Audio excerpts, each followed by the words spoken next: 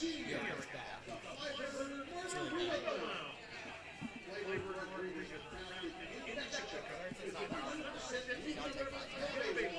No, I mean, I have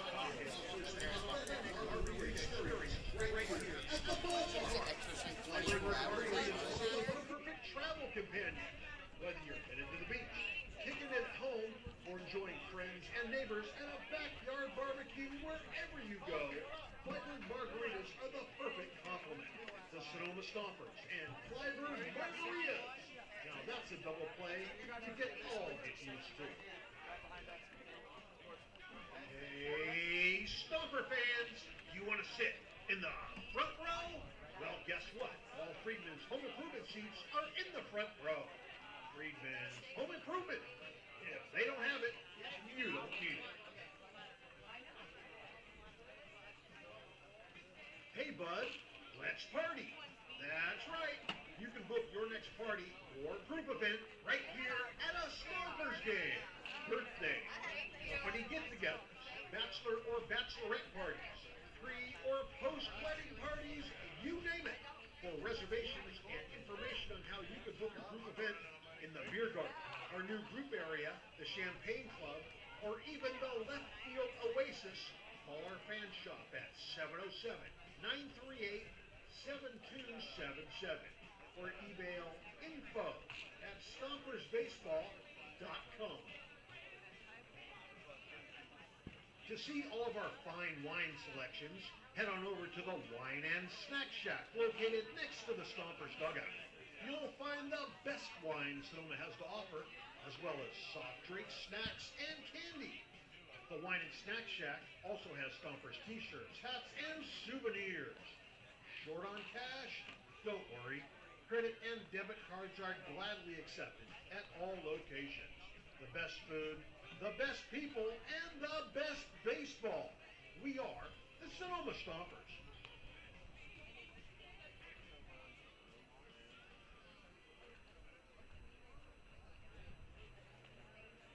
Baseball. This is what baseball's all about. Sonoma has a team that plays old-time baseball. Oh, I love watching the game. I am a Sonoma Stompers faithful. This is what Stomper baseball is all about. Stompers, I'm telling you, I'm a Stompers faithful. The family, the friends, the food, the fun, it's all baseball. This is how baseball should be done. Go Stompers! Go Sonoma! Go Stompers! Let's go, team! I want to see home runs after home runs after home runs. I want to be a winner. Sonoma, baseball, family, friends, that's what brings it all together. Stompers, I'm telling you, I'm a Stompers faithful. This is how baseball should be done. Sonoma, baseball, family, friends, that's what brings it all together. Good evening, baseball fans.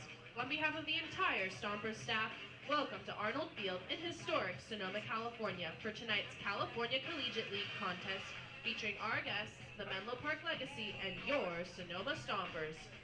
My name is Miranda Ronan, and tonight I will be the stadium voice of the Sonoma Stompers. Hey fans, if you want to take part in any of our Stomper interactive games happening between innings of today's contest, just find Hey Trey. You might be the star of the game. Interested in Stompers gear? You can purchase Stompers t-shirts, hats, and sweatshirts at the Stompers souvenir stand located behind the Stompers dugout. Short on cash? No problem. Credit cards are accepted at all locations. While attending tonight's event, I'd like to remind all spectators to please be aware that baseballs, bats, and other objects may fly into the spectator area. This can be very dangerous and could cause serious injury, so please be alert at all times when you're in the spectator area and inform the children in your care of these risks. I'd also like to remind everyone to visit the left field line concession stand for gourmet ballpark fare presented by Jacob's Restaurant. Wood-fired pizza, Chicago dogs, fish and chips, and more. Jacob's Restaurant is located in Sonoma at 1266 Broadway, right next to Traintown.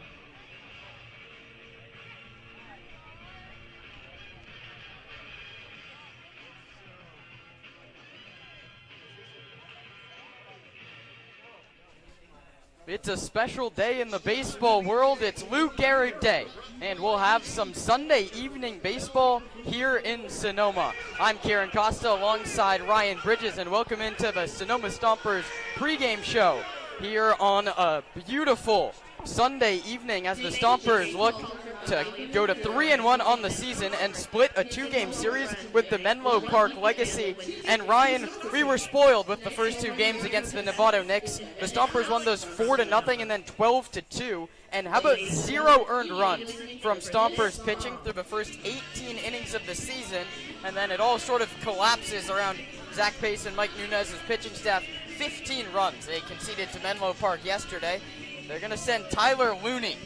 He redshirted his freshman year at Modesto JC, but as we've talked about a lot, this early in the season, you're not going to get 5-6 innings out of these guys. What do the Stompers pitching staff as a whole have to do tonight? They got to make sure they're hitting the zone, Kieran. I mean, that's how these runs started. You think about that humongous third inning. There was hit by pitches, a couple walks. You got to make sure you hit the zone. You got to make sure that you make the legacy do the hitting. But then also your fielding has got to be better. Even some of the double plays that we saw turn yesterday when the Stompers finally got out of the inning, they were not really cleanly fielded. There was a lot of drop balls on tags that could have been administered. And guys going to second, it was just a free base. It was a free stolen base every single time. So Jack Vanacini, or Rudy Gonzalez, behind the plate. He's going to have to be picking off Dom Nahar, these fast guys on the legacy they're going to be trying to steal. And they got to make sure they have better fielding, both in the infield and the outfield as well. Exactly. The legacy were very aggressive on the base pass yesterday, arguably too much so. Dom Nahar swiped a bag in a 13-run ball game in the 8th. We talked to both coaches and some of the players after the game yesterday, and it seems like there was no intent behind Chris Davies' pitch flying towards the head of the legacy hitter after the Nahar steal. Do you think we'll see any of that contentious 8th inning pour over into today, Ryan? Based off the way they were talking about it after the game, I certainly don't think so. I don't think it's really on the minds of either team. Something new could always arise, but if it does, it will be its own separate incident. It wouldn't be anything that had to relate to that, and with no real attention on either side, nothing should boil over today. Exactly. So we've talked about the defense. We've talked about the pitching. Let's quickly touch on the offense before we go to break. And we talked to Zach Pace yesterday, and he said he wanted the approach to change a little bit. Even in the wins, he wasn't happy with it. Is there anything that maybe stuck out to you that you want to see these hitters do? I mean, they are swinging pretty early on, in these counts. And one thing that Menlo Park is doing really well is they're making the Stompers, hit that zone. They're making sure that they use all the strikes that they have to their advantage. And we haven't seen a ton of success with these first pitch swinging, players. If you can drive the ball and you're confident that that's the best pitch you're going to get throughout the entire at-bat, then go ahead and take a hack. But, if it's something that you think you might get later on in the count, make the pitcher work for it. Exactly. That's all we have today on the Sonoma Stompers pregame show. There's anthems, there's lineups, and there's the first pitch on the other side. You're watching the Sonoma Stompers Broadcasting Network. They got wood-fired pizza, calamari, fantastic hot dogs. Is Rawhide dogging me? Beer and wine, anything you want that you can find in a ballpark that's any good, we got it here. So go over there and check it out. We've got wine and beer in a can over at this side. We've also got candy. And we've got a wine pouring today. A wine pouring by Vianza Winery. It's only $5 a glass, and all proceeds benefit the players' post-game meal fund. So we hope to have you enjoy some nice wine and some baseball today. We got a special group with us, Cesarini Elementary School. Where's Cesarini at? Right over here, Cesarini Elementary. Fantastic, great to have you. Where's Stephanie? Is Stephanie here? No. Stephanie called in sick. She's the principal? Oh my God. Let her know that we need to see a note. Okay, thank you very much. We've got a first pitch today, Colin Diekman. Colin Diekman. Come here, Colin. Colin, come here. Come here. Colin Diekman isn't just going to throw out the first pitch today. We're going to congratulate him. He is apparently an all-star with Sonoma Little League in the 10-year-old division. He's a member of the Sonoma Little League Major Champion Tigers Baseball Club. Okay, yeah, come on, that deserves a cheer too. But most importantly, he's a straight A student.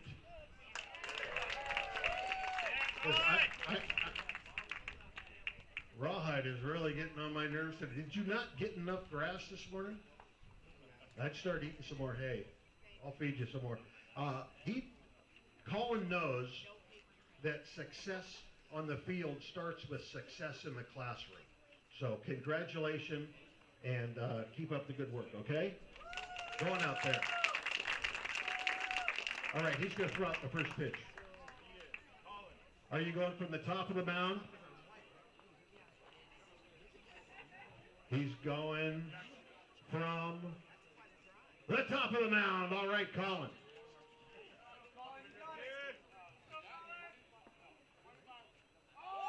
Holy cow, that's a strike. Colin Diekman, everybody.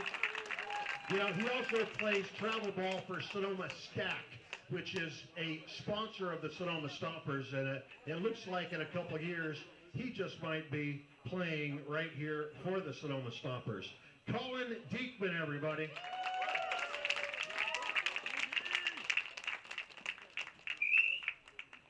Has anybody seen the umpires yet?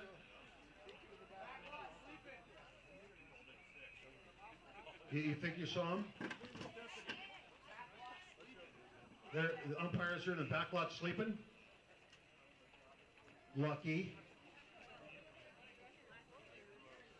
All right, well, we need to wait for the umpires to get here so we can have our plate meeting, and then we'll start the game.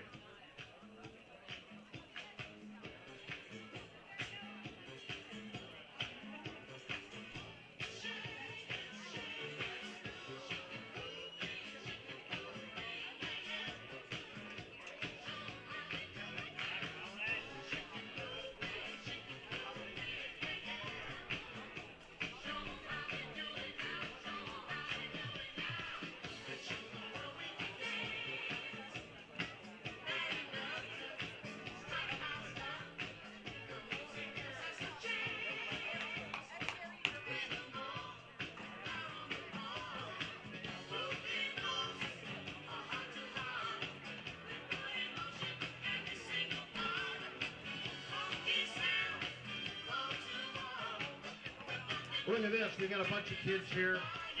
I'm told that we're having a birthday. Whose birthday is it? How old are you today? He's going to be 11 years old tomorrow. What's your name?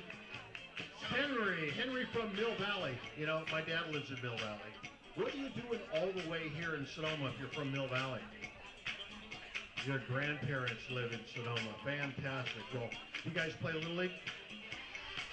What team do you play for? I stopped in 4th grade. I play for the Rays. I play for the Mighty Muscles. The Mighty Muscles? Fantastic. I got muscles like in the ocean. Muscles. I play on the Rays too. I play on the D-backs. I think that you need a shave, my friend. I play on the Cubs. I don't play baseball. You don't play baseball? Why not? That's fun. What do you play? Soccer, swimming, and mountain bike? Hey, that's good. And skiing? All right, how about you? I play for the Cubs. I play for the Tigers. All right, so we got a lot of baseballers out here today. And now, here we go. We've got our umpire team has showed up, so we can have our plate meeting. Hey, thanks a lot, guys. Enjoy the game, all right? And happy birthday.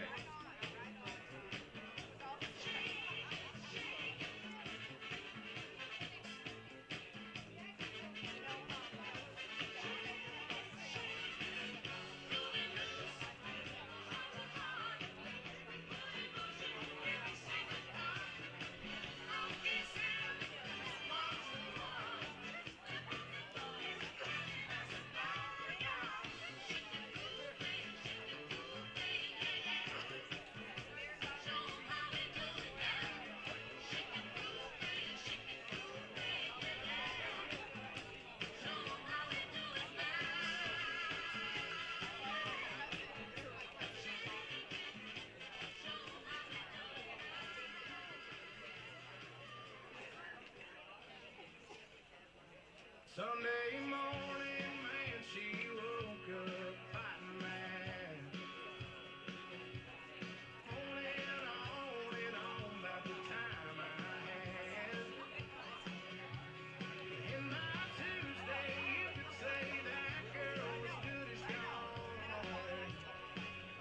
Rawhide says he's going to beat every single kid in the house today. So I went for a drive to clear my mind. Ended up at a shell on I-65. Then I won $100 on a scratch-off ticket. Bought 2 12-packs and a tank of gas with it. She swore they were a waste of time, but she was wrong. I was calling number 5 on the radio station, on a 4-day, 3-night beach vacation. Deep sea senorita fishing down in Panama. And I ain't gotta see my ex-future mother-in-law anymore. Oh Lord, when it rains, it pours.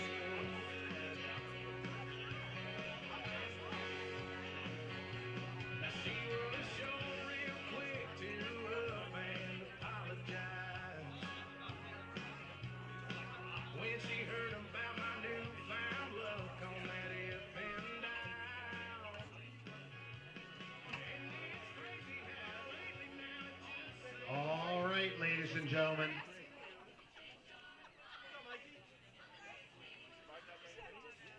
Let's meet the Sonoma Stompers starting lineup. Leading off from Creighton University, he's playing left field, number 30, Jack Gehrig. Batting second from Modesto Junior College, center fielder number 7, Paul Contreras. In right field, batting in the 3 spot, he's from Creighton University, number 15, Kyler Zakowski.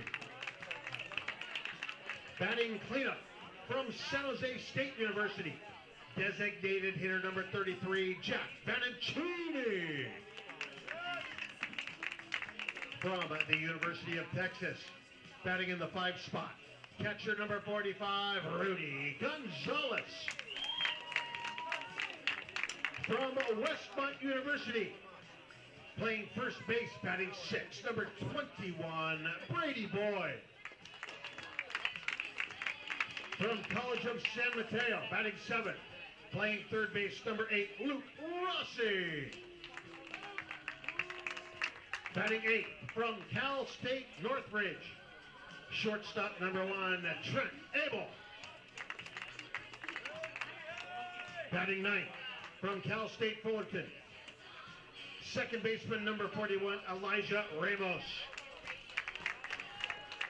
And starting at pitcher, from Modesto Junior College, number 13, Tyler Looney.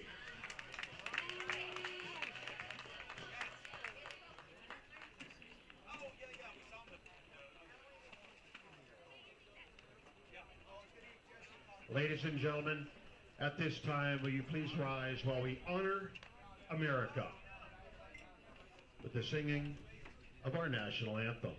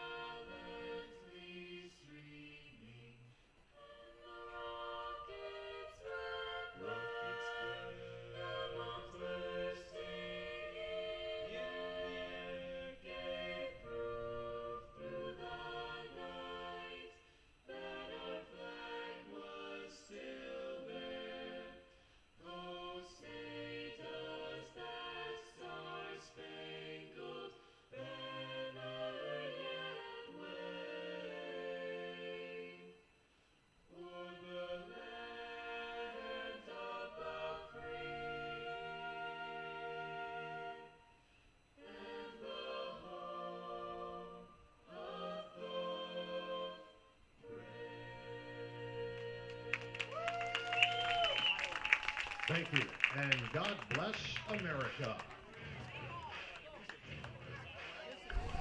Welcome back to Arnold Field in Sonoma. Kieran Costa and Ryan Bridges getting you set as we're moments away from some Sunday evening baseball here at Arnold. And as you see on that screen in front of you, it's Tyler Looney who's going to toe the slab, the big right-hander who just finished up redshirting his freshman year at Modesto Junior College. His teammate Paul Contreras out there in center.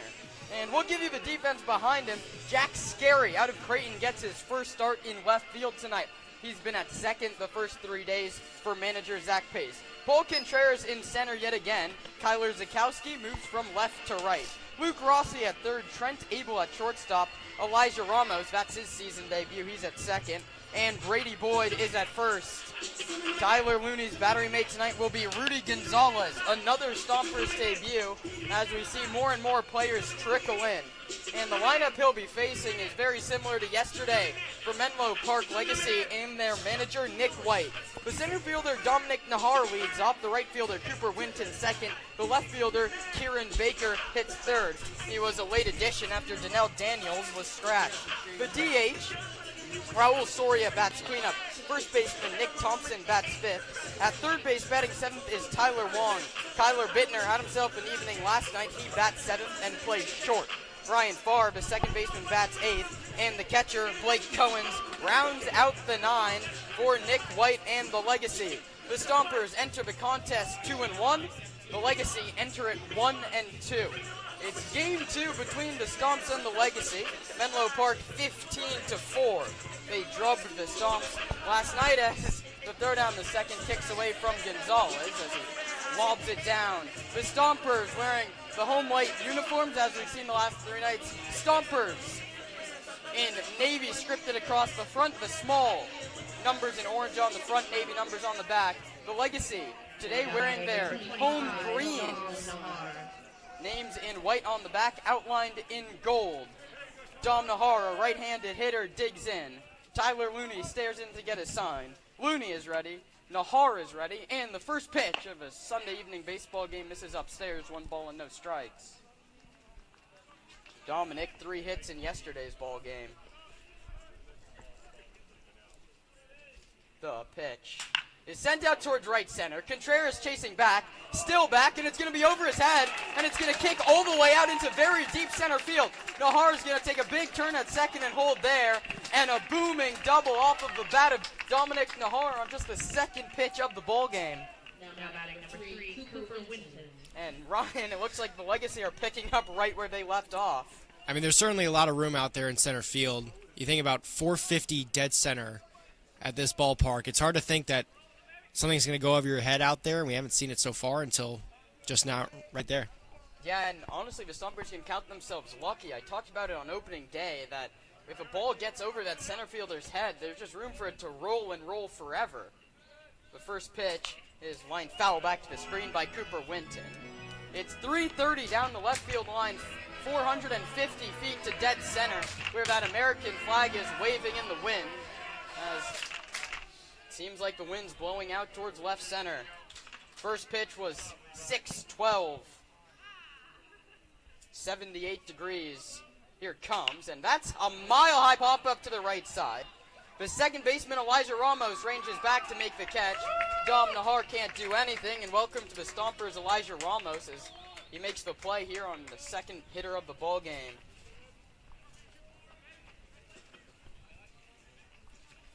So a much-needed first out without letting that runner advance. And that brings up Kieran Baker. Baker had a pinch hit appearance yesterday. That very close stance, his front foot well out in front of the other one. And that's going to kick away from Gonzalez to the screen. And moving to third easily is Dom Nahar. And what's going to be ruled a pass ball on Rudy Gonzalez is just kicked off the heel of his glove. Gonzalez heralded as a great defensive catcher by manager Zach Pace when I talked to him before the season. Just wrapped up his season at University of Texas, Rio Grande Valley, which is where he got that gray catcher's gear.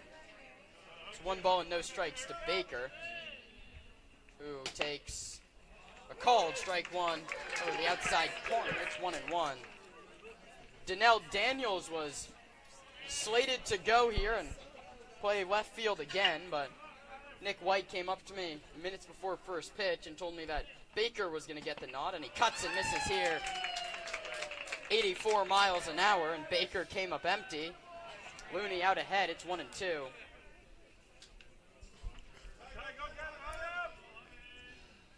Legacy, their first run standing just 90 feet away in the form of Dominic Nahar. Baker waits a 1-2. It's low. Nice block by Gonzalez to keep that runner 90 feet away. Luke Rossi over at third. Brady Boyd over at first. A little bit more pinched in than they were yesterday. The second baseman Ramos has 2 feet on that outfield grass. The 2-2 pitch is high 3-2.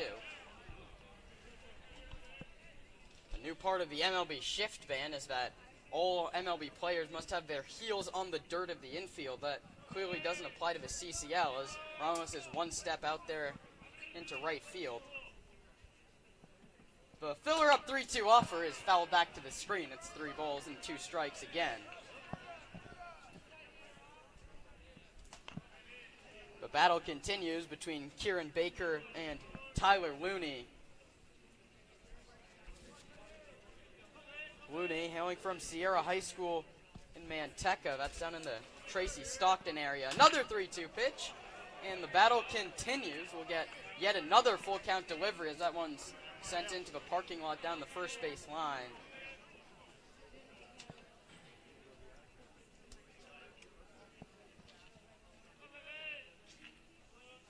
Baker getting ready for the 8th pitch from Looney. Here it is. Struck him out swinging.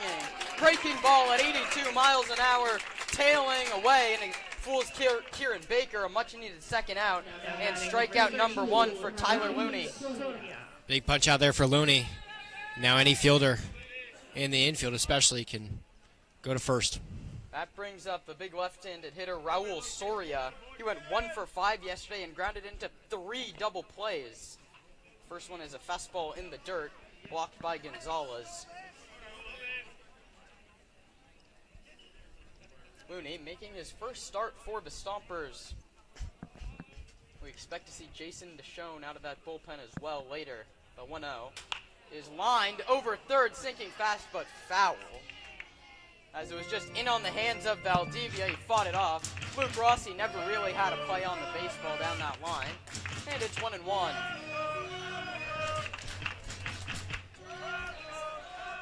These blocks behind the dish from Gonzalez are going to be big, especially with a guy like Nahar who can pick up some speed. Valdivia open stance from the left side. Another squibber. That one's into left, sinking fast, but not fast enough.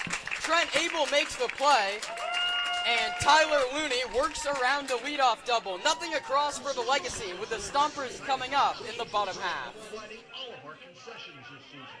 At the ballpark, you'll find Chicago dogs, pizza, and salads. But in their restaurant, you'll find an outstanding menu featuring the best Mediterranean-style offerings in town. Seafood linguine, chicken piccata, ravioli, risotto, pizza, and so much more. Don't forget to try their desserts. Jacob's Restaurant is located on 1266 Broadway, right next to Traintown. Jacob's Restaurant and the Sonoma Stompers, proud partners. Second stanza.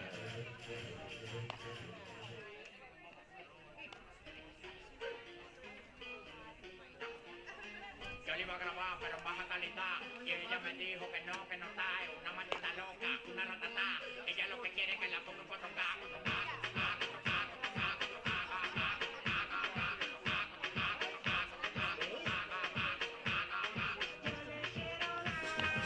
Middle of the first here in Sonoma, Tyler Looney worked around a little bit of trouble in the top half. We'll see if Zach Pace and his offense can get it done. And here's the lineup he'll send out there. Jack Sheary, the left fielder, hits leadoff. Center fielder Paul Contreras second. Right fielder Kyler Zakowski third. Nick Vanacini, the designated hitter, bats cleanup. Rudy Gonzalez is the catcher. He bats fifth.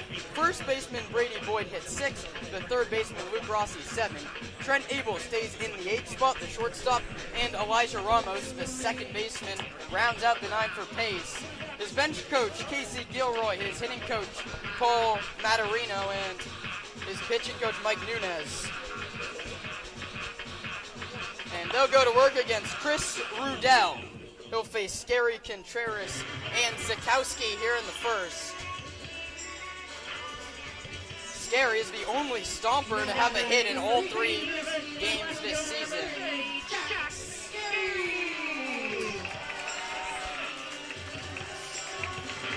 Scary's been in the leadoff spot all 3 games up until tonight, and he's swung at the first pitch 2 times, so get ready for action if Chris Rudell can put one in the zone.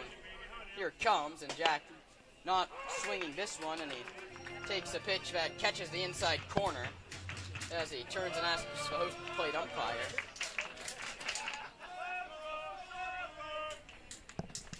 The 1-0 looks to be in the same spot, and Scary fouls it off his foot, and he's going to take a walk towards that first base line and shake that one off. The defensive alignment behind Rudell today, it's Baker, Nahar, and Winton left to right, Wong, Bittner, Farr, and Thompson third to first. His battery mate is Blake Cohen's. Here comes the 0-2 to Jack, is way high and tight. He's going to step out.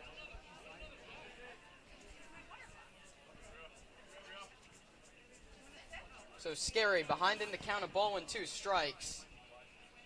Grounds that one towards third. Charging is Wong. It's going to be a tough play. He pumps and throws just in time to get him. Jack Scary disagrees and he threw his hands out in the save sign as he crossed the base.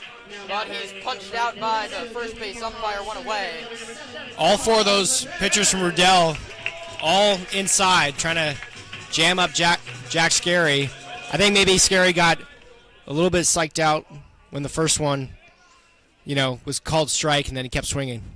Yeah, and then the third one was at his head. Contreras takes upstairs 1-0. Paul Contreras, not a guy you want to be behind. He homered in opening day and ripped a double yesterday. The 1-0 is a called strike over the outside edge. Those 2 extra base hits are tied for the team lead. Zakowski out on deck. The 1-1 to Paul is sent out towards center and deep. Chasing Nahar back, still back. He's got a beat on it, and he reaches up and makes the catch. That's the one place in this ballpark you don't want to hit it. It just kept going and going. 376 feet, which is longer than both home runs the Stompers have hit this weekend, Ryan. But it's all about where you put it, not how far it goes. It's funny because in the first inning, it was Dom Nahar hitting it past Paul Contreras out in center. And this time, Dom learned from the mistake of his opponent, I should say. Yeah, Nahar's playing pretty deep on a guy like Paul Contreras. We've seen the power already in just 3 games.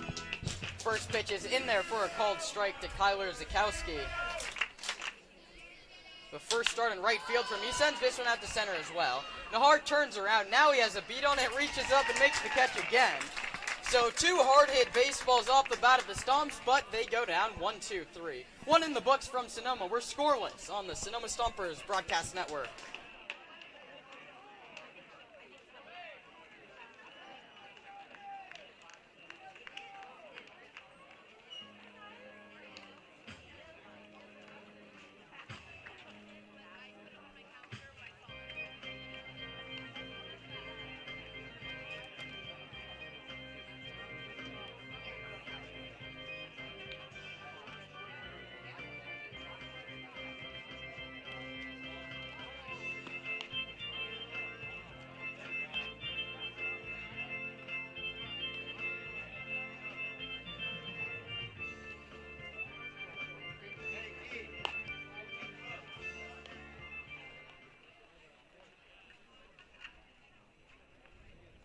Hey, bud, let's party. That's right. You can book your next party or group event right here at a Stompers game.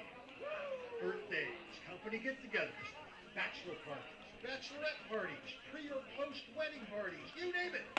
For reservations and information on how you can book a group event in the beer garden, in the left field oasis, or our new group area, the Champagne Club, call our fan shop at 707-938-7277 or email info. Top half of the second inning here at Arnold Field in Sonoma. It was a cloudy day earlier, but they've all disappeared, and it's a clear blue sky. Here at 6:30, the shadows still yet to creep in. And it's going to be another lefty. They go back-to-back lefty and Sorian Thompson. The first baseman 1 for 6 yesterday. Takes a called strike 1.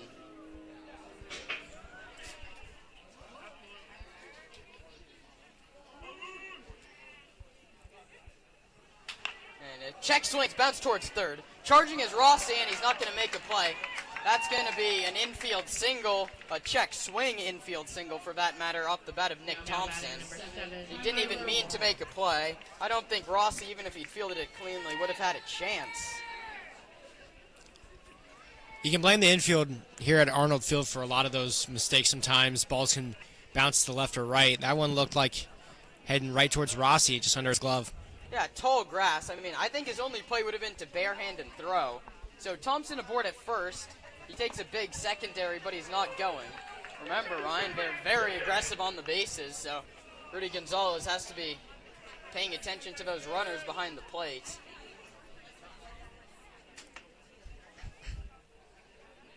Here comes the 0-1, but Looney steps off and looks towards first. Won't throw over. Thompson took an extra shuffle right there. Looney noticed it. Kieran Costa and Ryan Bridges, top half of the second inning here in the Sonoma Index Tribune broadcast booth. And that one, right as we say it, gets through Rudy Gonzalez. Just tipped off the top of his mitt. That's his second pass ball in as many innings. And just like we had in the first, there's a runner at second with nobody out. Catching was a big problem for the Stompers yesterday. It's been a big problem throughout all three of these games, to be honest, but Stompers haven't really had to pay. Surprisingly, it was called a ball, and now it's 1-1. From second is Thompson. The pitch is a breaking ball cut on it, missed 1-2. And Nahar doubled to start the ball game, and Tyler Looney worked out of that jam. He's going to have to try and do the exact same thing here in the second inning as the grandstand begins to fill up. A late arriving crowd here on a Sunday evening. The 1-2 offer, another breaking ball. That one misses away, and it's 2 balls and 2 strikes. Looney, as we mentioned, redshirted his freshman year at Modesto Junior College, so for a lot of these guys, it's their first time playing competitive baseball in quite a while. Obviously, you're out there, you're practicing with the team, but live BP is nothing like pitching in front of a group of fans. Struck him out swinging. Fastball at 89. Tyler Wong was late. It's the second strikeout of the game for Looney, and that brings up Kyler Bittner.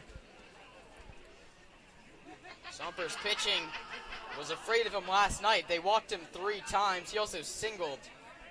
The Kenyatta Colt was first team all-conference in the Coast North this year.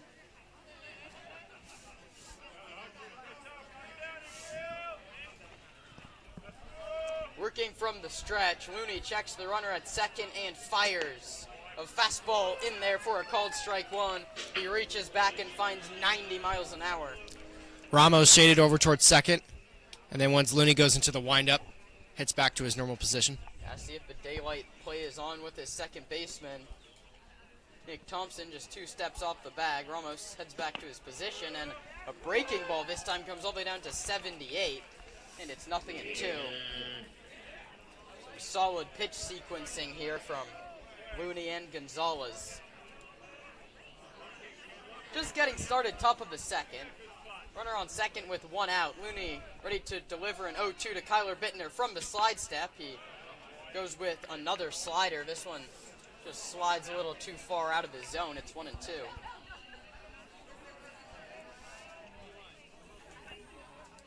Ryan Farr, who we didn't see yesterday, waits on deck. Looney delivers a 1-2, and it's line back foul. Right over our heads. And we'll do it again on a ball and 2 strikes.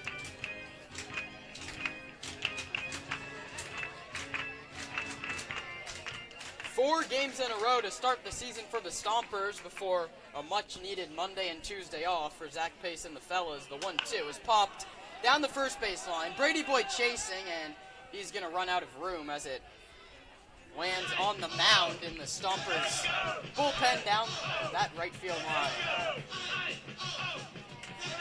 After that off day on Monday and Tuesday, the Stompers are back home. That'll be a YouTube broadcast from Ryan and myself, 5:55 pregame Wednesday, and then we hit the road. That's an audio-only broadcast, Sonoma Stompers Mixler. That's Thursday against Walnut Creek. But here, a 1-2 pitch is cut on and tipped into the glove of Rudy Gonzalez. Back-to-back strikeouts for Tyler Looney. And just like that, he's one batter away from getting out of the inning. Third strikeout of the evening for Tyler.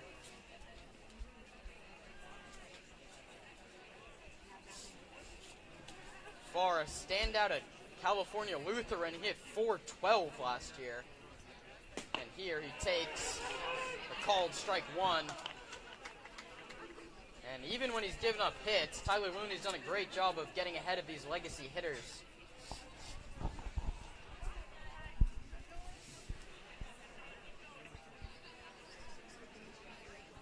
Looney sets at the belt from the slide step, pours it in there again at 89 miles an hour, and he's ahead 0-2. Obviously, that one was a fastball right there, Kieran, but the breaking ball pitches have dropped into the zone. They've given something for these legacy hitters to think about. And yesterday, Sonoma pitchers were missing well away. Yeah, command has not been an issue here in the first 8 batters as he misses away with the breaking ball. It's 1-2. The 9-hitter, Blake Cowens, waits on deck. Nick Thompson singled to lead off the inning. He advances second on a passed ball, and he's still standing out there after Tyler Wong and Kyler Bittner both struck out. Looney delivers a 1-2. That one's low, blocked this time by Rudy Gonzalez. And Nick Thompson scurries back to second base.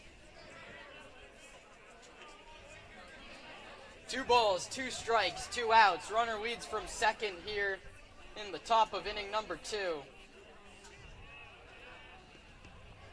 Ryan Farr, feet close together, slightly open stance, awaits, and struck him out swinging. After the leadoff single, Tyler Looney strikes out the side. We've played 1.5 at Arnold Field. We're scoreless on the Sonoma Stompers Broadcast Network. All right, everybody, it's time for the Rawhide race brought to you by Pets Lifeline. I need all the kids to go to first base. All the kids go to first base. If you don't know where first base is, just go where the kid with the orange shirt is.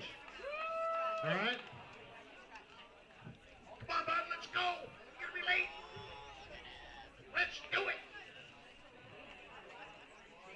All right. You guys got to you got to touch second base, you got to touch third base, and then you got to touch home plate. Now, you can slide if you want, but if you're wearing shorts, it's going to hurt. So, touch second base, third base, and home. It's not that difficult. All right. Rawhide, are you ready? Rawhide's been working out at Park Point. On your mark. Just go. Head off. Rawhide, no. You did this yesterday, Rawhide. Go. Oh, we got the chicken lost. Holy cow. Here we go. Rawhide. Oh, we got some kids are going to take 2 laps. All right, Rawhide. Come on. Down the stretch he comes. Okay, go. All the kids back this way.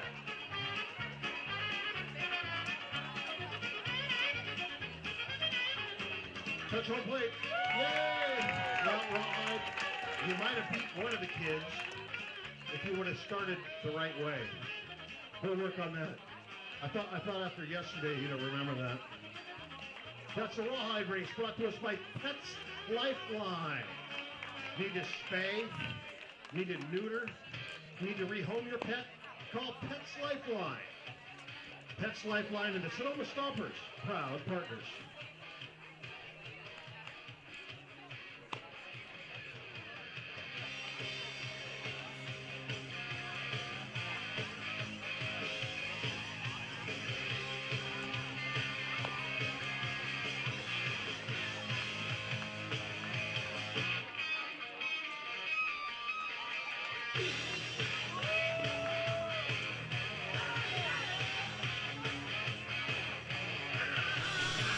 Top half of the second inning here at Arnold Field in Sonoma.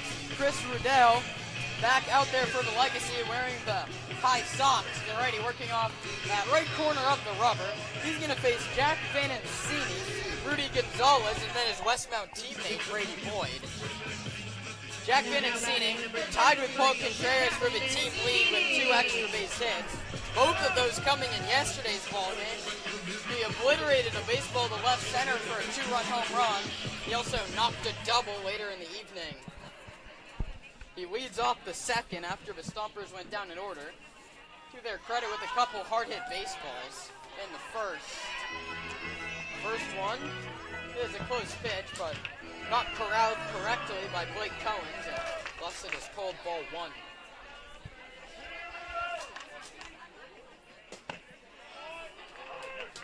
The 1-0 is in there for a called strike 1-1. Vanancini, the 7-hitter last night, played catcher, and now gets the nod at DH in the cleanup spot.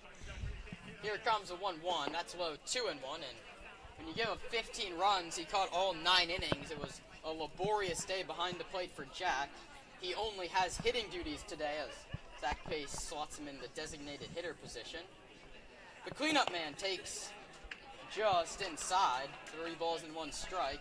One more wide one, and the Stompers have their first base runner. Vanancini waits on a 3-1, outside ball 4. And the first man aboard for the Stomps comes courtesy of a leadoff walk in the second inning. Now batting number 45, Rudy Gonzalez. This is the first start for Rudy, the catcher out of University of Texas, Rio Grande Valley. He came off the bench to pinch hit for Zach Pace in yesterday's game. He singled and wound up scoring a 9th inning run, one of just 4 tallies the Stompers had in a 15-4 loss. Rudy, in his second Stomper at bat, takes low and away 1-0. The batting average right now sitting at 1,000.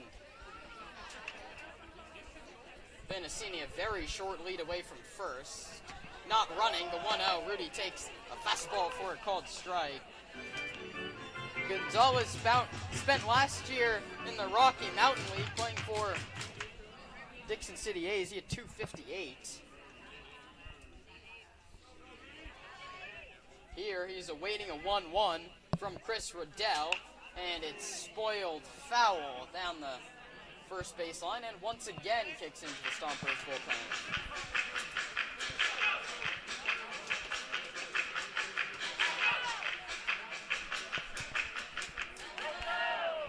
One and 2 coming to Rudy Gonzalez. The catcher digs in from the right side.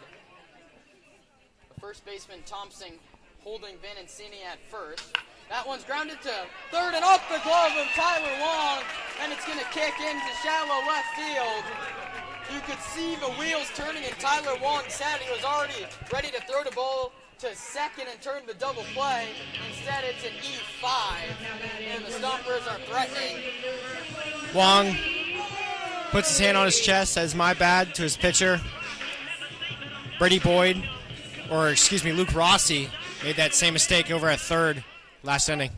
Yeah, you have to see the ball into your glove before you try and throw it to second, and Tyler Wong already had dreams of the 5-4-3 double play. Instead, there's runners at first and second and no one out, and it's a Westmont against Westmont battle between Boyd and Riddell. Brady looking to get the best of his college teammate and hold bragging rights for the next year. Here comes the 1-0. He takes just below the zone. It's 2-0.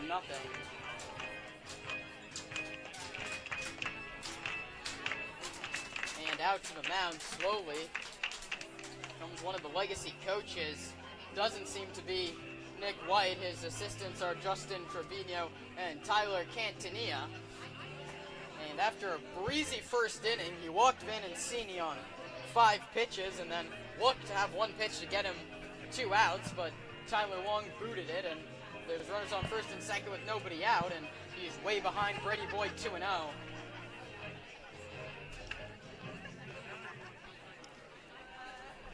These games have been blowouts in either direction, so you don't want to be on the downside of things, and Obviously, a rally could start with here. 2 men on the pond, no outs.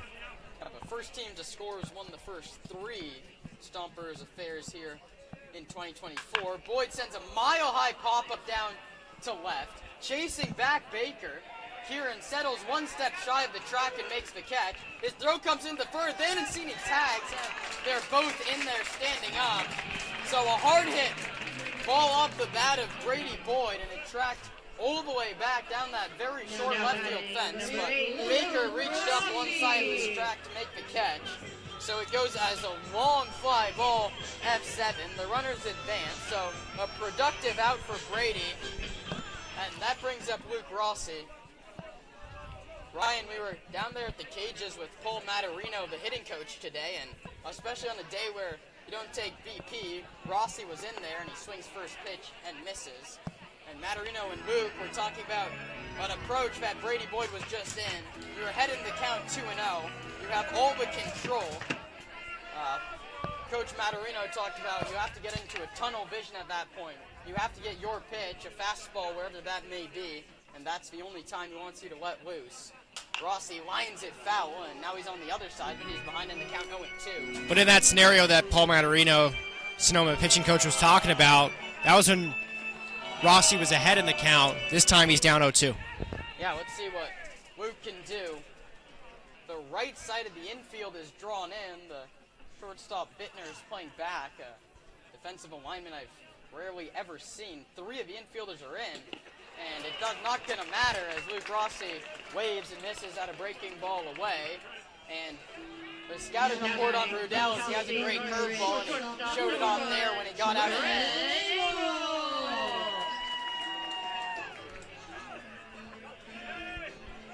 Trent Abel now is going to have to be the man to knock in the Stomps runs. The infield, obviously, now all 4 of them are playing back. No play at the plate.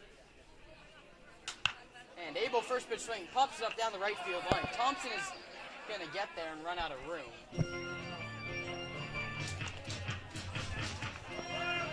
Not a lot of room down that right field line, so it's just a straight fence.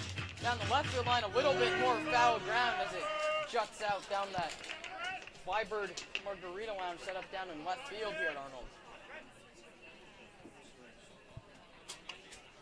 Abel behind 0-1, and he takes upstairs a fastball. This time it's 1-1.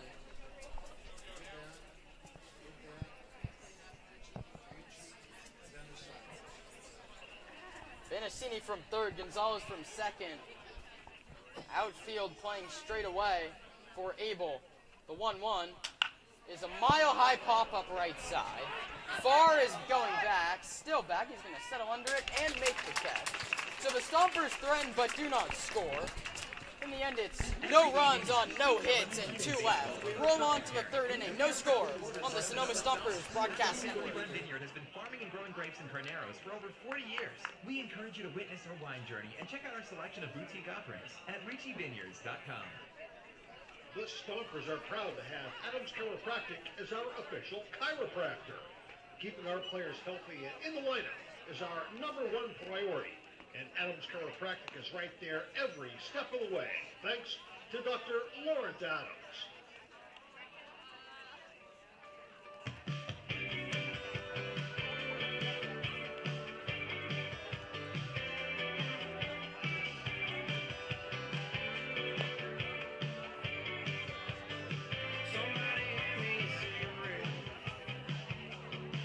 Ladies and gentlemen, Piazza Bittner tasting is happening right now. Come see Stompers Vice President Ed Moruera as he pours Piazza wine for your tasting pleasure. Only $5 a glass, and all proceeds benefit the Stompers post-game meal fund. Go Stompers.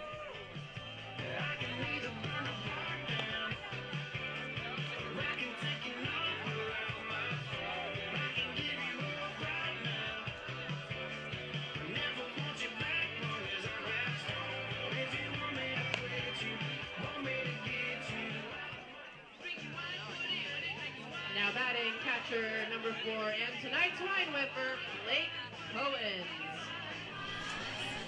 Blake Cowens leads off the home half, or beg your pardon, the visitor half of the third inning. The catcher from Skyline College batting out of the 9-hole.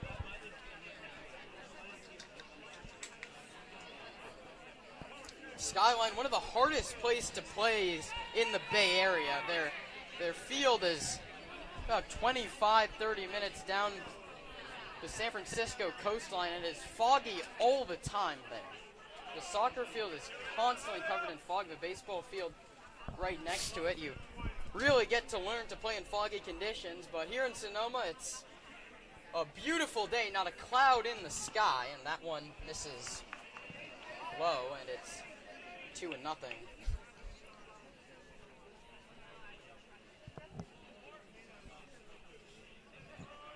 Here comes a 2-0 offer. Caught on and fouled into the glove of Gonzalez, who gives Looney the nod. Good pitch. It's 2-1. Cowan's then back to the top of the order in Dominic Nahar and Cooper Winton. The 2-1 offer is in there for a called strike, 2-2. And right before he was down 2-0, he's battled right back to even up the count at 2 apiece.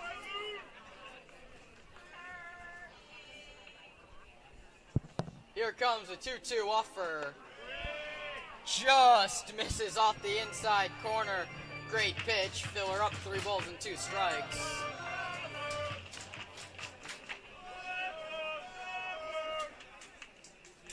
So the full count offer from Looney. Fouled straight back to the screen.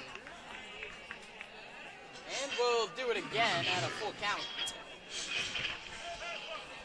The leadoff man's gotten aboard the first 2 innings for Menlo Park.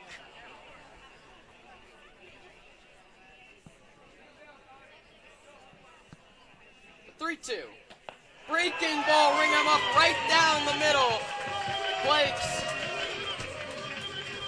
down a look, and his knees just buckled on a nasty breaking ball from Tyler Looney. That's 4 strikeouts in a row for the right-hander.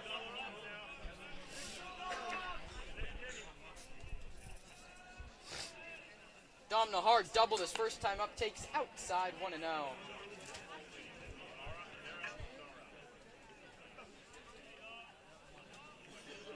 First one misses to Dom. He doubled, moved to third on a pass ball, and was stranded there, and he goes back to that breaking ball, and it's in there for a called strike again, 1-1.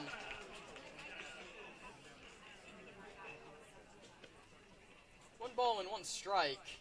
Nahar bounces it foul towards the visitors' dugout down the third base line. 2 straight breaking pitches against Nahar. The first one he thought was going to come close to hitting him, so he backed out of the way, called strike, and forced a swing at the next one. Here comes the 1-2 offer. Bring him up outside corner. Dom Nahar doesn't like it, but how about 5 strikeouts in a row? 6 on the day for Looney.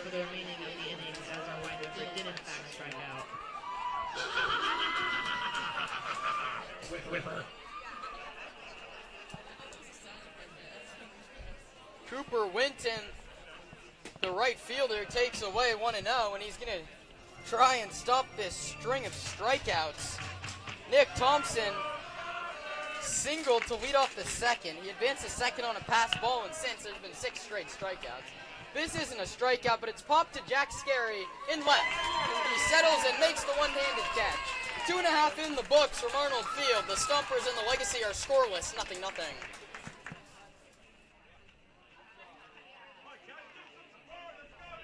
All right, ladies and gentlemen, it is time for the Sonoma Sack race. Sonoma Stack is a travel ball team here in Sonoma, and if you want to learn how to play baseball and possibly be a Sonoma Stomper, you need great coaching. Great coaching is what you're going to find at Sonoma Stack. Go to stacktravelball.com for more information. All right, kids, stop. Stop. Stop. Stop. Put your sacks on.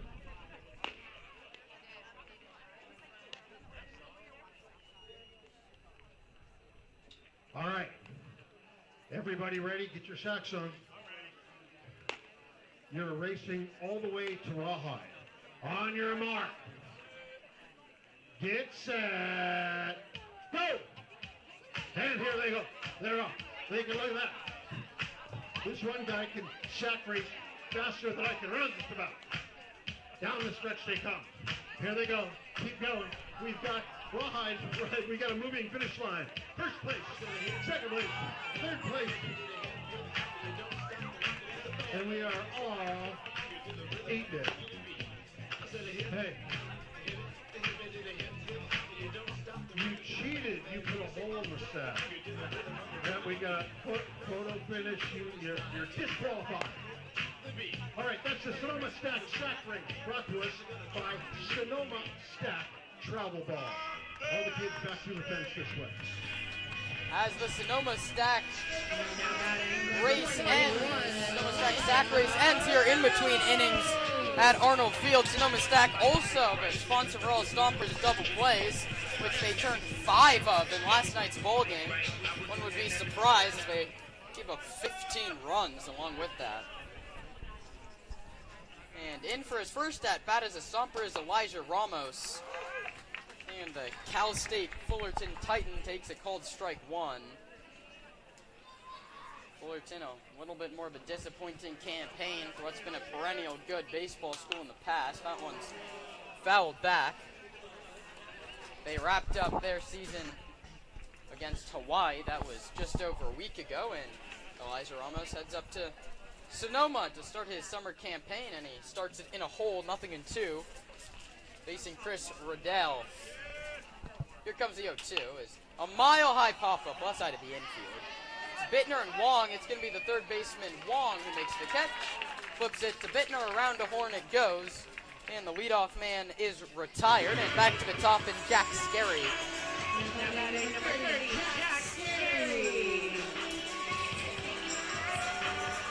Jack looking to extend his hitting streak to 4 games.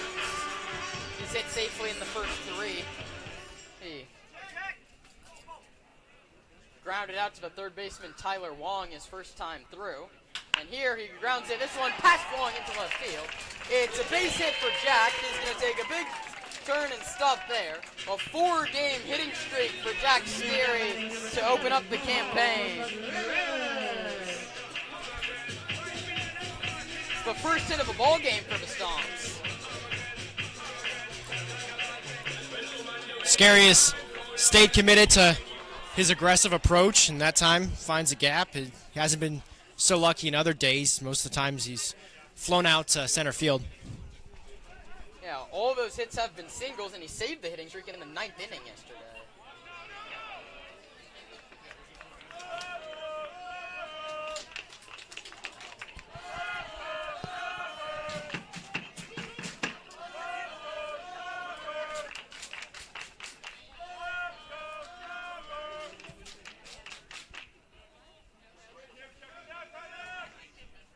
Skerry busts but doesn't run, and maybe a good pitch he could have gone on as Blake Cowens couldn't find it.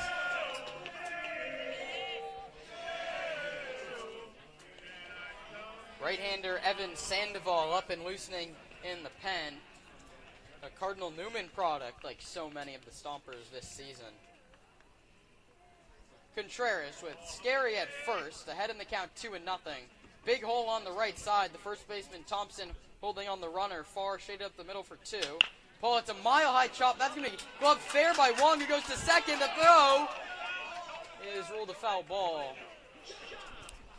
That's good because play up that third base line. Because Contreras didn't even walk away from the dish. Contreras was convinced that ball is going to stay foul. If it hits a rock and goes fair, it's a tailor-made double play. You wonder if he takes off for first, do they call it fair because the play is going? I mean, obviously it's not the way you're supposed to call it, but the bias can be there.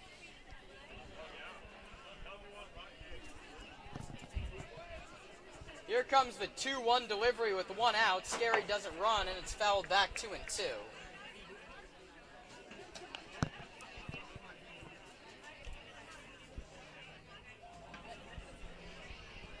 2 balls, 2 strikes, 1 out. Jack Skerry leads away from first base. He ripped a 1-out single through the left side of the infield.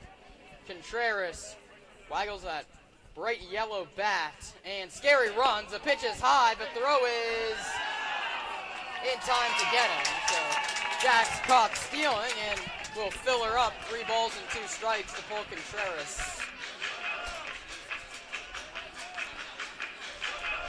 That goes as a CS for Jack Scary, for all of you scoring along at home. And just like that, Chris Riddell is 1 pitch away from getting out of the inning.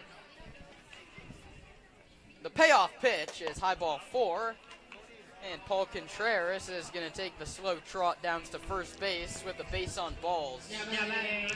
Unfortunate for Scary to get called out on that attempted stolen base, because now you got another runner aboard the ponds. And when your hottest hitter from yesterday or a couple days ago up to bat, so could have started something here for the Stompers, but not all but over. Yeah, Kyler had 2 singles and a walk yesterday, even in the loss after his big 4 RBI game 2 nights ago. This one's grounded towards the left side. Bittner is not going to make a play. It was grounded very weakly towards the left side. The shortstop long cut in front. It wound up getting fielded by Bittner, and again, it's one of those situations where even if Wong comes down with that, I don't think he makes the play. It's going to go as a hit for Kyler Zukowski. That's 3 days with a hit for Kyler, and this is the moment where that Jack Scary's stolen base looms large. And your cleanup man, Jack Vanacini, who had a 2-run home run last night, stands in with 2 on and 2 out, and he cuts and misses. He's late on 84 miles an hour. Big day for Jack last night. He was hitting in the 7th spot then. Had a double and a walk to go along with that home run.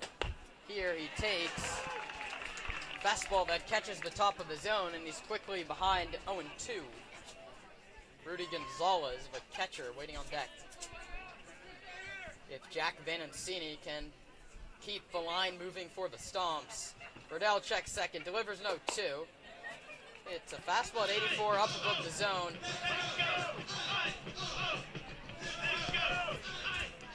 Riddell known for a very good curveball. We'll see if he uses it here. He used it to get the strikeout of Rossi back in the 2nd. He goes back to the fastball, struck him out at 85 miles an hour. So no runs on 2 hits, and 2 are left.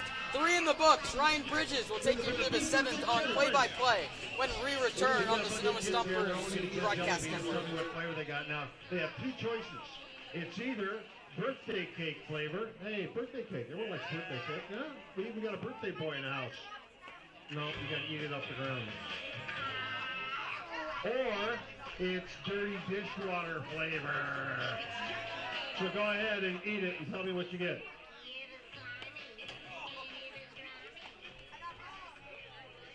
Birthday cake. Birthday cake. Dirty dishwater. Birthday cake. I don't know. It's like a mixture of both.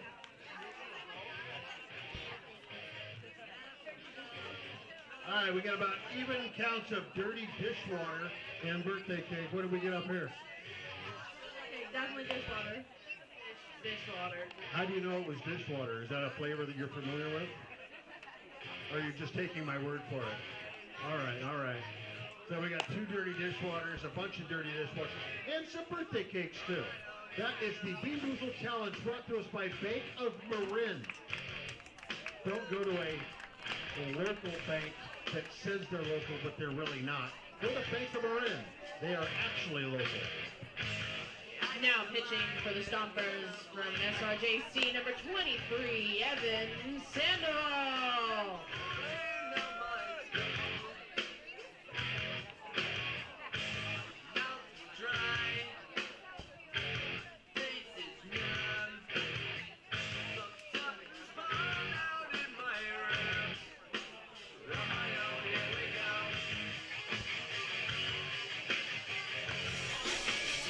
We're back here on the Sonoma Stompers broadcast network. There's been a pitching change for the Stompers. It's now Evan Sandoval on the bump. We'll give you the final line for Tyler Looney.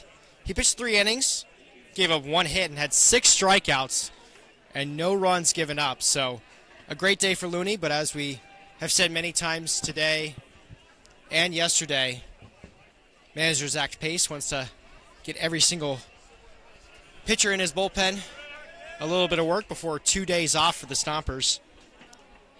First batter that Sandoval faces is Kieran Baker, the left fielder. He takes the first pitch strike. Sandoval set once again. Here we go. Second pitch misses upstairs. Count even at 1. Sandoval, as Kieran said, a Carmel Newman high school product. Freshman at Santa Rosa Junior College, and he airmails his third pitch high. So 2 balls and a strike.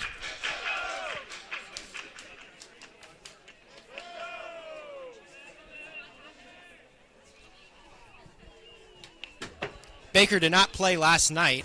He fouls this one back for strike 2.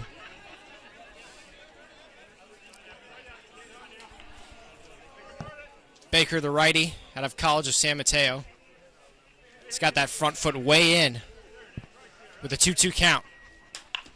He pops this one up over towards shortstop. Abel ranges back and makes the grass in shallow left center field.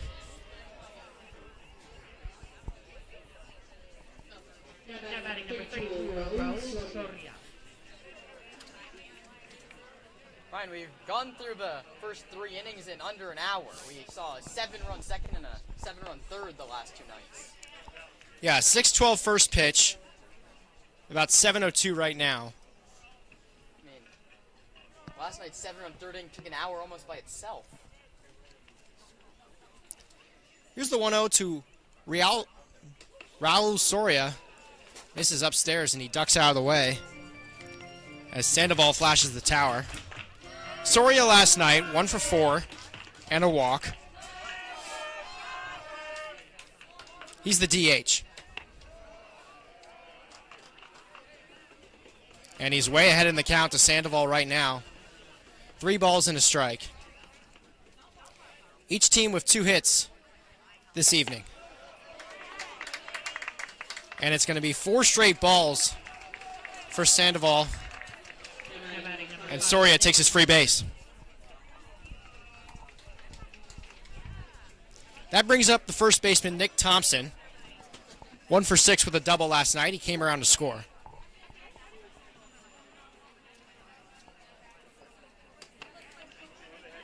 That's now 5 straight balls for Sandoval.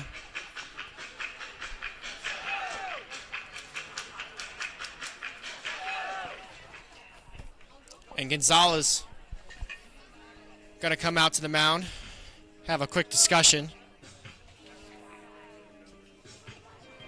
Great idea for a mound visit. We saw pitching coach Mike Nunez a couple times in the Novato series come out and very effectively settle down his pitcher. And see if Rudy Gonzalez can do the same after 5 straight wide ones. We saw the Legacy also have a mound visit so they could get out of that rough second inning. Thompson also had a conversation with his first base coach. Here's a 1-1 count. Sandoval keeping an eye on first base. Pitch misses high and away. Count 2-1. Soria being held on by Boyd over at first. Here's the 2-1. This one sent foul down the left field line. I mean, Soria got a nice big secondary lead there. It didn't look like Sandoval turned to check over on him.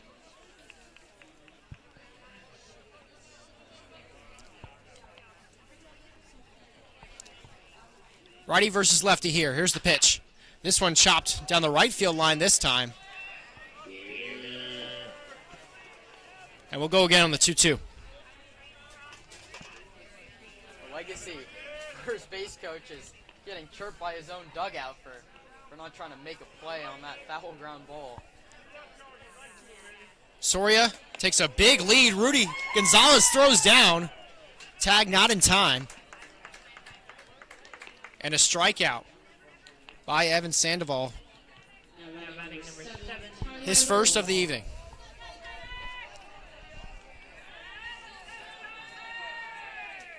It's already 7 strikeouts for Stompers pitching. First pitch to Tyler Long. Misses high and away. Gonzalez looks down towards first. Soria back at the bag.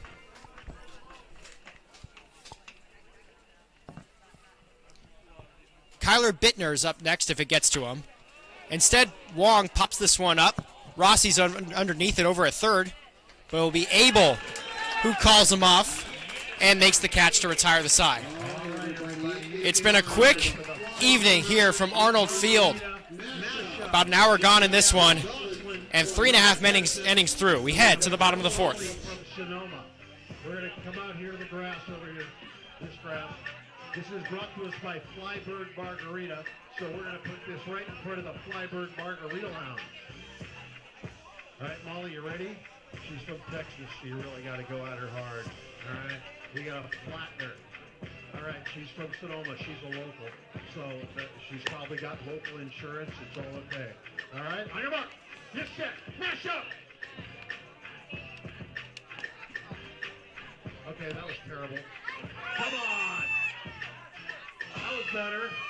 All right, on your mark. Get set. Go! All right, one more time. Wait, stop. Back up. Back up. Back up. Come on, Molly. Back up. All right, on your mark. Get set, mash up. There we go. The margarita mashup brought to us by Flybird Margaritas. If you want a good margarita, you can get a margarita at this bar, at that bar, and if you want premium seating, you get in the... Welcome back to Arnold Field. Warm-up pitch is done for Chris Rudell.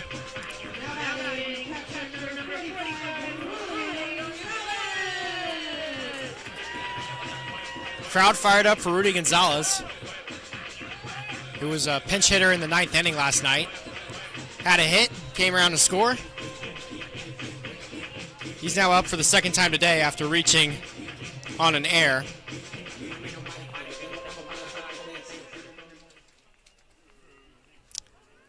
Here's Rudell's first pitch in his 4th inning of work. This one popped up. Cowens, the catcher, took off his helmet, made sure that wasn't dropping in play, and it went way over the grandstands here at Arnold Field.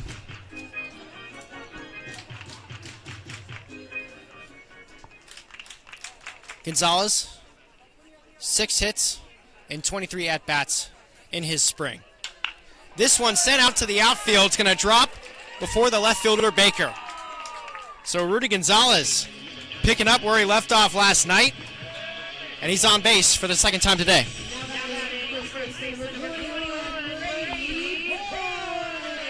That on-base percentage stays at 1,000. On base and all 3 at Stompers at bats. Brady Boyd hasn't been as lucky tonight. He flew out to left field in his first at-bat. Fastball misses just outside.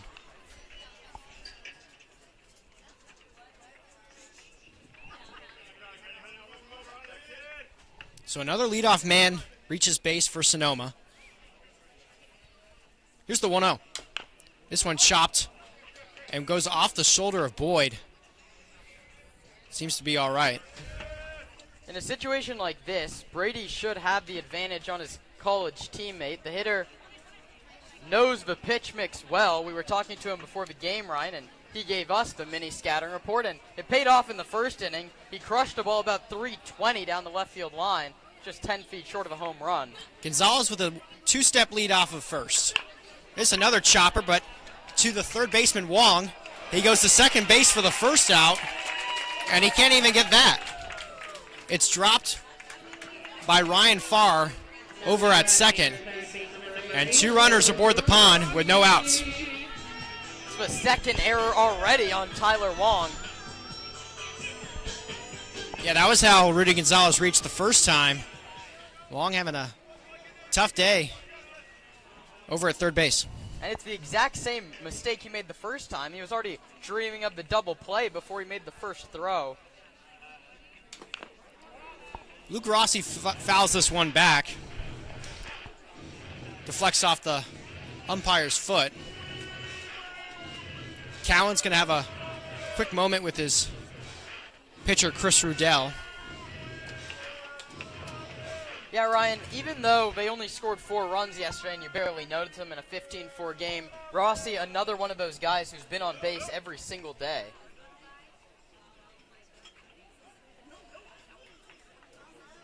Still no score here between the Stompers and the Knicks. This one, a shot out of a cannon out to left field. It's going to go all the way against the wall. Gonzalez comes around to score. And Luke Rossi in with a stand-up double.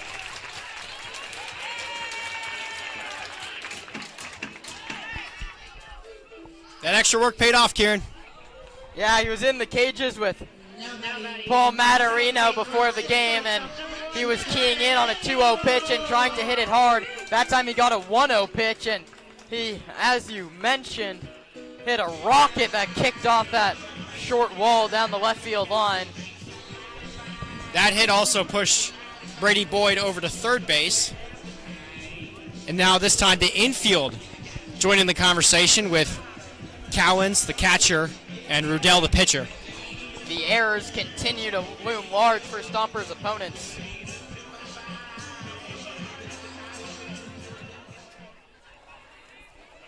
Trent Abel was 0 for 4 last night. He does anything here, and they can blow open this Stompers' lead. Here's the first pitch to him. This one's sent out to center field, but right at Dom Nahar. He's going to throw it in from center field. Cut off by the pitcher, by the first baseman, Thompson, but not in time to get Brady Boyd tagging from third. Stompers double up the lead.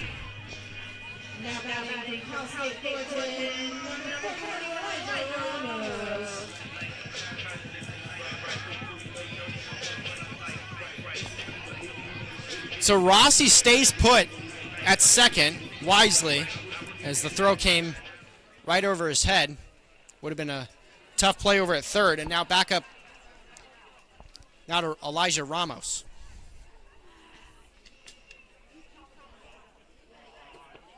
Big swing and a miss from Ramos, who's making his Stompers debut tonight. Hit 245 and 53 at-bats at Cal Fullerton. Was walked 6 times, struck out 10. That was the first breaking ball in 32 pitches that we'd seen from Riddell. He'd clearly gone fastball heavy the last 2 innings. This one now sent out to right field. Winton is underneath and he makes the catch. Rossi thought about tagging from second to third. Instead, he'll stay put for the second straight out. Yeah, with 2 outs, really no need to test the arm out there and right of Cooper Winton. In theory, you should score on a ball to the outfield either way, and you don't want to take the bat out of Jack Scary's hands. And, you know, the adage, Ryan, you never want to make the third out on the bases.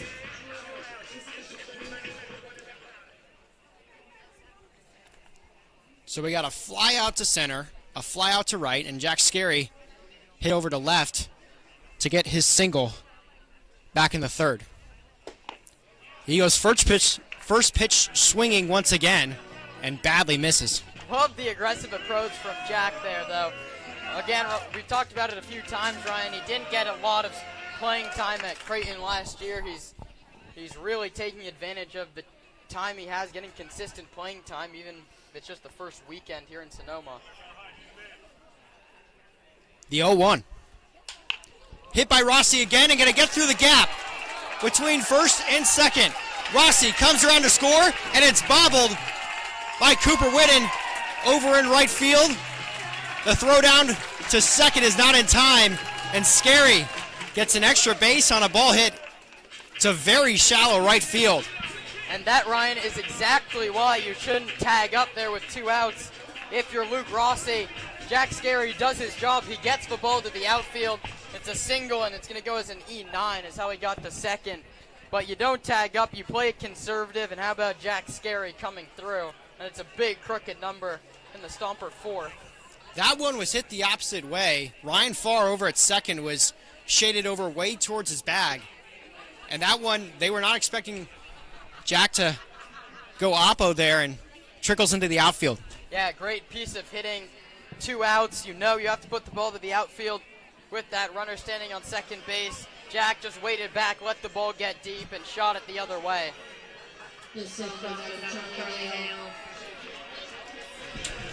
So already 3 errors for the Menlo Park legacy.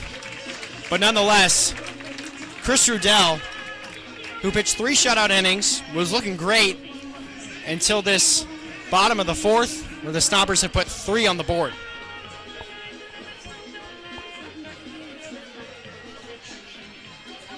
Scary, even though he's standing on second, it will go down as a single and an E9 on his way to his second bag.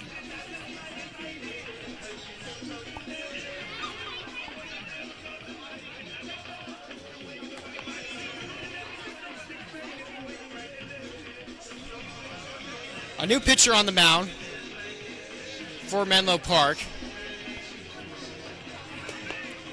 This pitcher will face Paul Contreras next, and if it gets to him, Kyler Zukowski with 2 outs.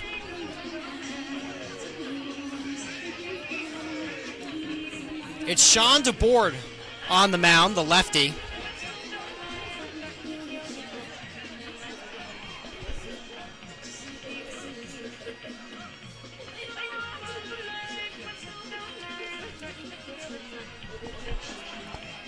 DeBoard out of Westmont College. The next 3 guys up should be go asking Brady Boyd the scouting report on this guy as well.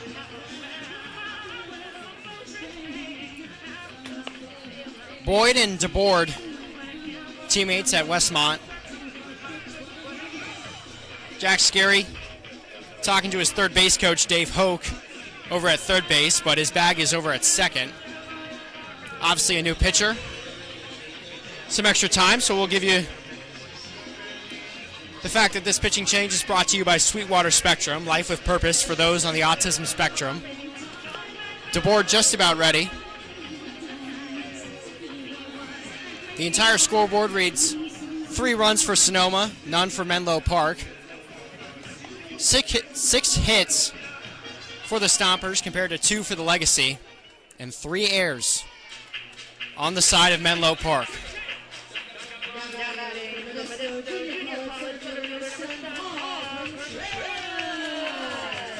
This one a much closer affair than last night.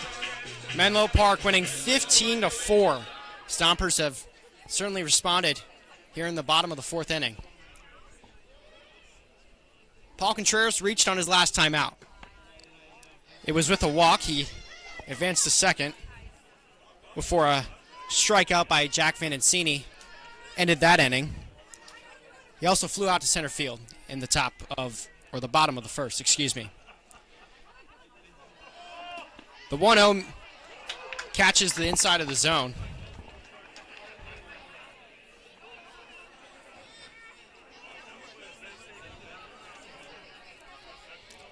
DeBoard, a long look in at Cowens.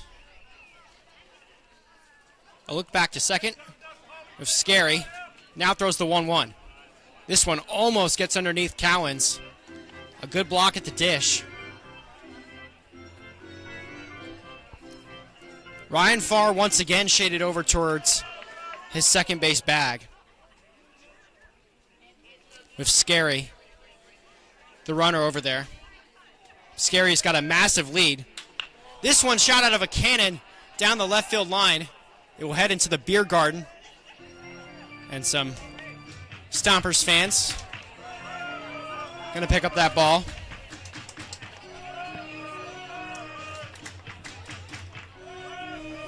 Let's go Stompers chants ringing out for Paul Contreras. 2 balls, 2 strikes, and 2 outs. Already a 3-run bottom of the 4th inning. What can Contreras do here? The pitch. It's taken, and they're going to get Contreras on the inside corner. So a big patch out for Sean DeBoard, who comes in to get his team out of a jam. Still 3-0 between the Stompers and the Legacy. If you're doing work at the house and you need a tool and you don't have it, you don't have to go and buy one. All you got to do is go to Presto Wrench and rent one. Presto Wrench, 19 locations in the Bay Area, including Santa Rosa, Sonoma, and Napa. All right, YMCA, everybody, especially you two, right here. Everybody.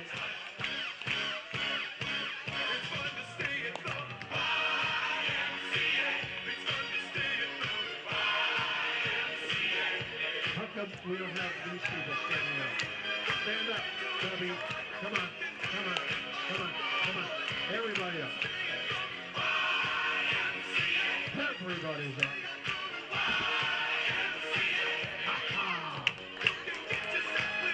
I don't know why we love this song so much.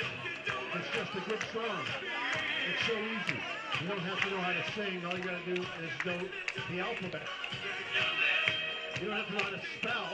All you have to do is know some letters. And we've got letters all over the place. Everybody. Letters? I actually lettered in 3 junior varsity sports in high school. All right, everybody. We're going to get these people up. Are you ready? Come on. 2, 3.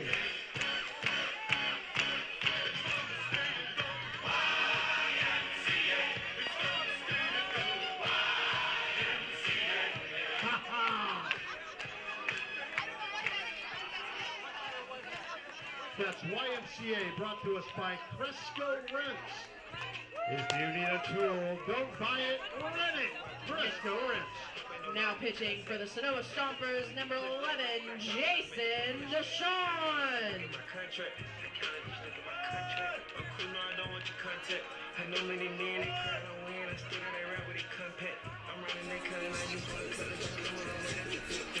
A new pitcher on the mound for the Stompers. This pitching change brought to you by Sweetwater Spectrum, life of purpose for those on the autism spectrum. It's Jason Deshawn.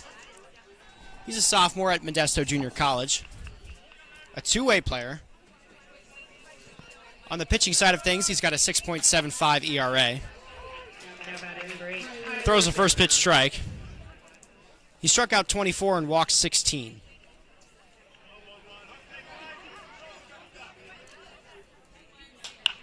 Kyler Bittner pops this one up over towards center field. Closing fast is Zakowski, and he'll make the catch. He called off Contreras over from center as it was about to drop in that right center gap. Yeah, really nice play by Kyler Zakowski. It's his first game in right this season. He started the first 3 in left for Zach Pace, but Caden Dosa was scratched this afternoon, so a little bit of a defensive change. Ryan Farr shows bunt. It goes way foul down the third base line. The new Fullerton man, Elijah Ramos, is slotted in at second. Zakowski moves from left to right. And Scary moves from second to left. Farr struck out in his first appearance at the dish. 0-1 is a breaking ball that drops into the zone.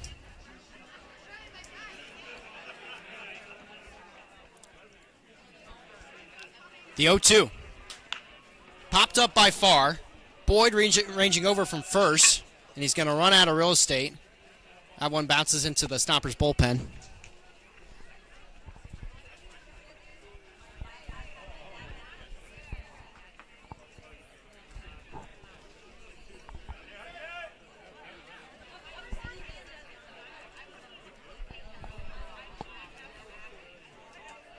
The 0-2.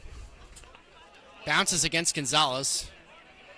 No runners on the pond for Menlo Park.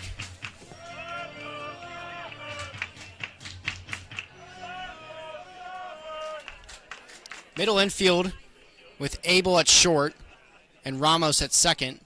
Their heels on the outfield grass. As Farr fouls another one back down the right field line.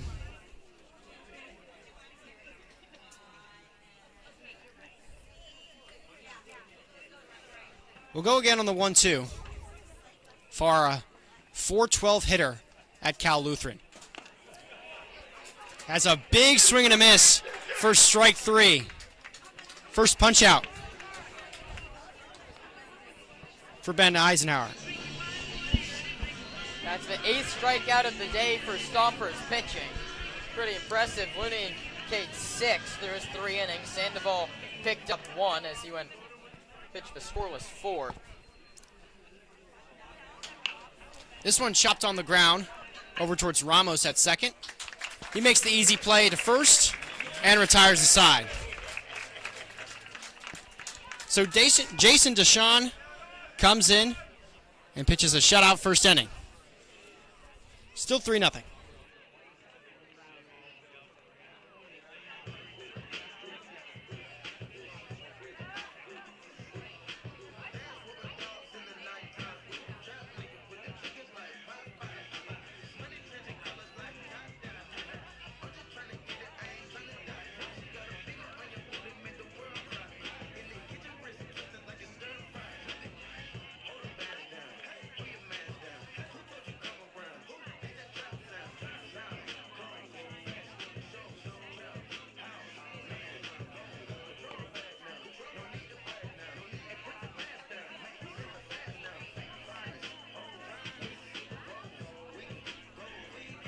All right, ladies and gentlemen, it's time for Are You Faster Than a Sonoma Stomper?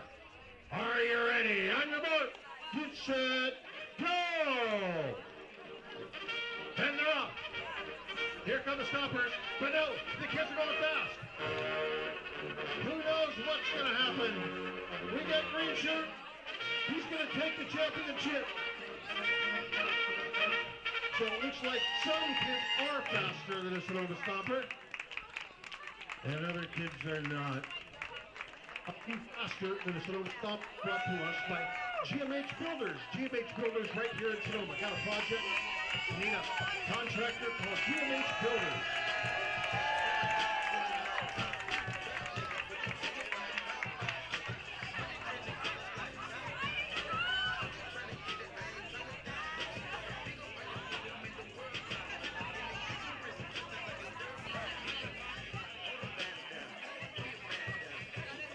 Now pitching for the legacy, number 17, Ben Eisenhower.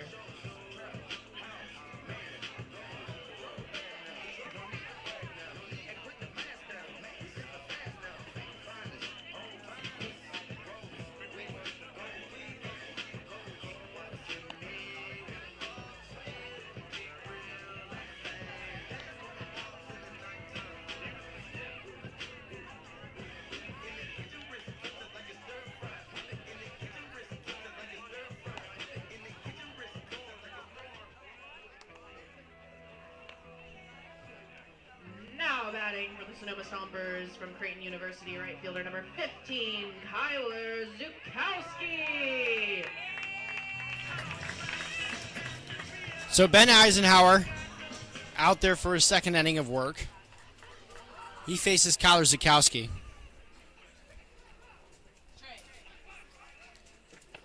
First pitch to Zukowski is way inside. Yeah, he came in to face Paul Contreras with 2 runners on, and he did the job quite nicely, got him to strike out looking. Zukowski pops this one way up and out of play.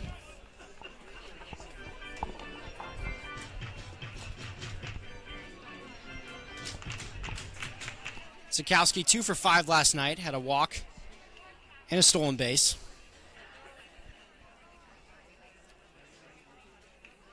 The 1-1. Eisenhower misses inside once again.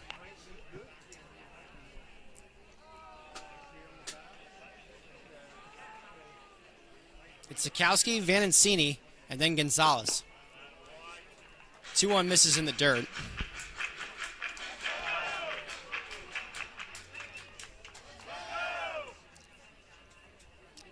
Lefty on righty matchup. Here's the pitch. This one chopped and fouled back for strike 2.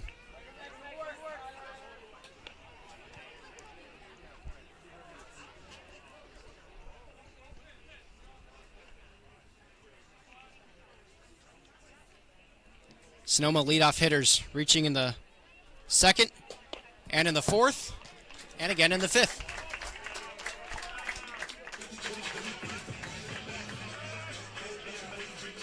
Now batting number 33, Jack Benintendi.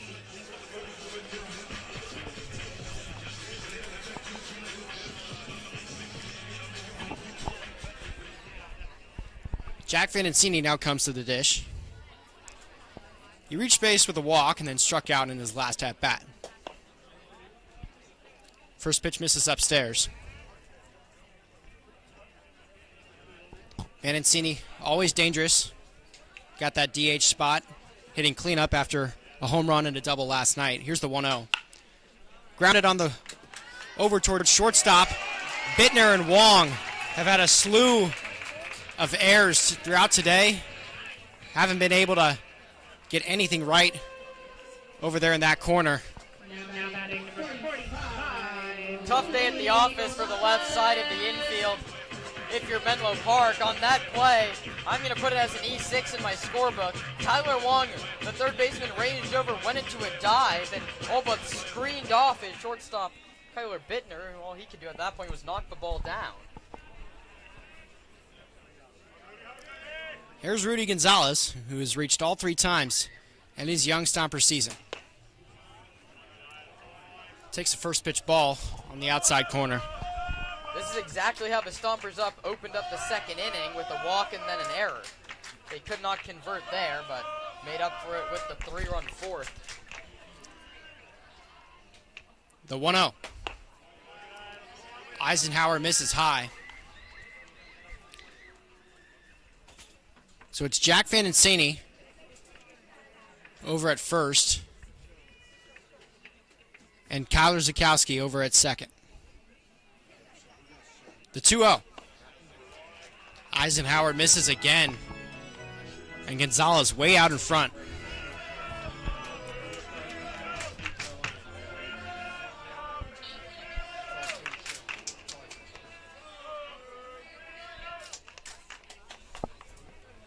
The 3-0. Eisenhower misses 4 straight times. Gonzalez takes his free base and loads them. Now batting number 21. That prompts some stretching way down that left field line, as you can see. Head manager Nick White is looking down there, seeing if anyone's up and loosening. Menlo Park going to have a conversation. A quick reminder, this Bases Loaded moment is brought to you by Freedman's Home Improvement. Freedman's is loaded with all your home improvement needs. Freedman's Home Improvement, if we don't have it, you don't need it. Still a 3-0 Stomper lead. But it could grow a lot bigger here, Kieran. Bases loaded and no outs. Rudy Gonzalez has a conversation with his bench coach, Casey Gilroy. Right, it seems like the game's gone to a delay to sing happy birthday to 7-year-old Rory celebrating his birthday at Arnold Field in Sonoma. Really, no, I wish I could spend my birthday here. Baseball is one of just the many things that you get at Arnold Field. We invite everyone watching on YouTube tonight to come on out to the ballpark when the Stompers return next weekend. First pitch to Brady Boyd, fouled back. Yeah, Stomps are back home Wednesday against Nevada, and then, as they are most weekends, Friday, Saturday, and Sunday.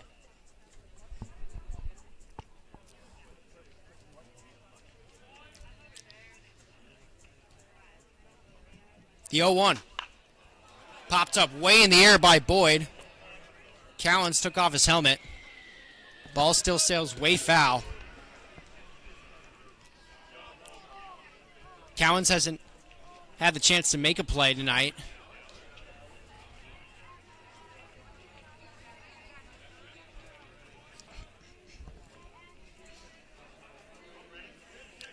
Would be a big strikeout here for Eisenhower. Bases loaded and no outs. Here's the 0-2 pitch. Big swing and a miss from Boyd. And Eisenhower, his second punch out.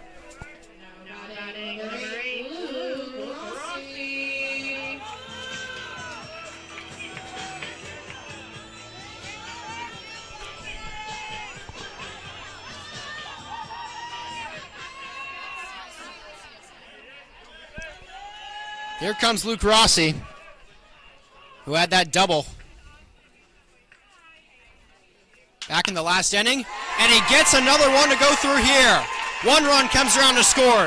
Vanancini rounds third. He's coming home. Gonzalez in safely at third, and Rossi another double tonight. It's 5-0 Stompers.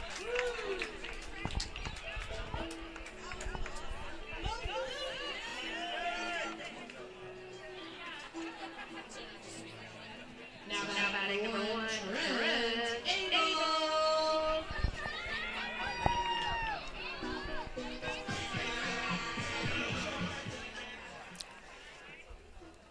A tough day for Tyler Wong at third base. That one got by him there. And now Trent Abel up at the dish. First pitch is a breaking ball that misses outside. That's a tough one to blame on Wong. That ball was hit on the screws. It would have been a great diving play if Tyler could have made it. The problem was Baker didn't field it cleanly and left. A reminder in case you can't see it. Gonzalez over at third, Rossi at second. This one a chopper sent over towards Bittner at shortstop. The throw is high for the first baseman, Thompson, who cannot apply the tag. Has to be an E6. So Gonzalez comes around to score from third, and it's 6-0 Stompers.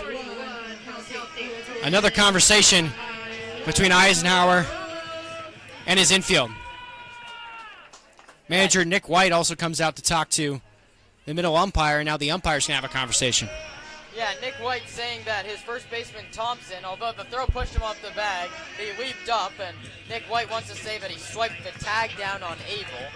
But the home umpire meeting is going to stick with the call, so it goes as an E6.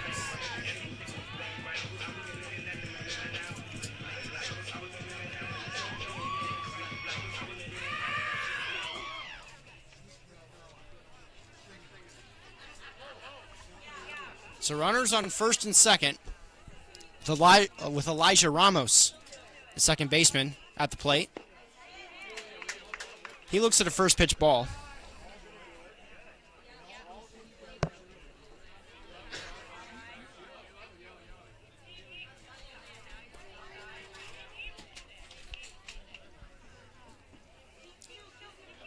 Eisenhower kicks and deals on the 1-0. This one a chopper sent against up to third, or to short again. And this time Bittner makes the easy play for the second out. Rossi advances to third. And Abel over to second. Now batting number 3, Gehrig.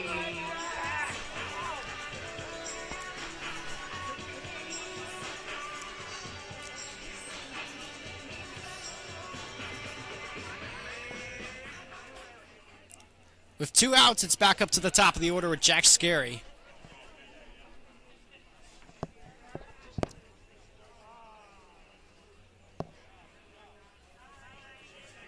Scarry calls time, steps out of the box.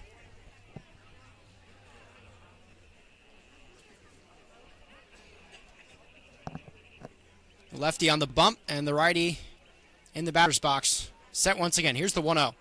This one is going to clip Scarry on his torso. He'll take his free base. It was already open, and the base is loaded once again. And that's been the third or fourth time he's been hit this year. He was hit to lead off the ball game a couple days ago. He was hit once on opening day. Yeah, it's the third time he's been hit by a pitch this year.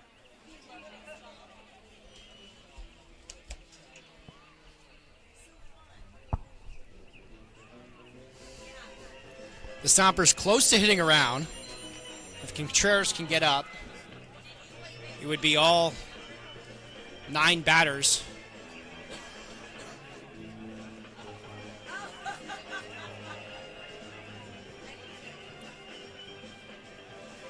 And now there's a pitching change on the mound. So Ben Eisenhower's short day is now done.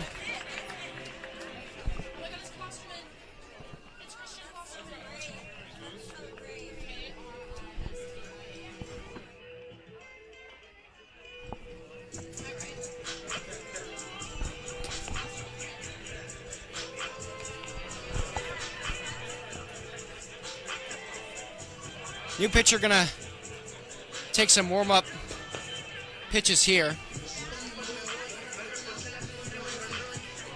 Rossi over at third, and Trent Abel, who's at second, having a conversation with the third base coach, Dave Hoke. It's Christian Klosterman on the mound. He's a righty out of Kanata College.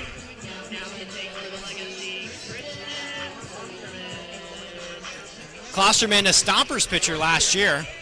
He had a 9.60 ERA in 9 games.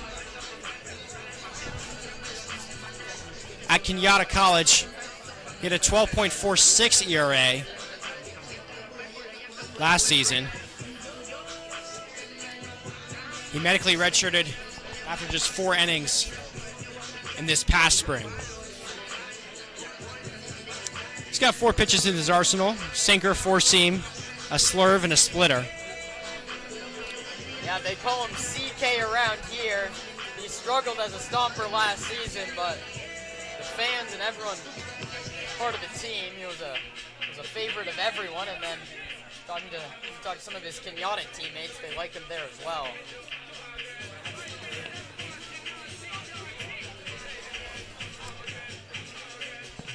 The Menlo Park pitchers that have pitched before him have allowed 6 runs on 6 hits. Now batting for the Stompers, number 7, Ramirez. We saw a 15-4 blowout last night, and this one already heading towards rout territory. Already 6-0 Stompers, 3 runs scored, in the 4th and 3 in the 5th. First pitch from CK misses way behind. The catcher Cowens has to go to the backstop. And Luke Rossi comes around to score from third. It's 7-0. That first pitch, wild pitch to give up the run. You're put into a high-stress situation, and that's just about the worst thing you could have done.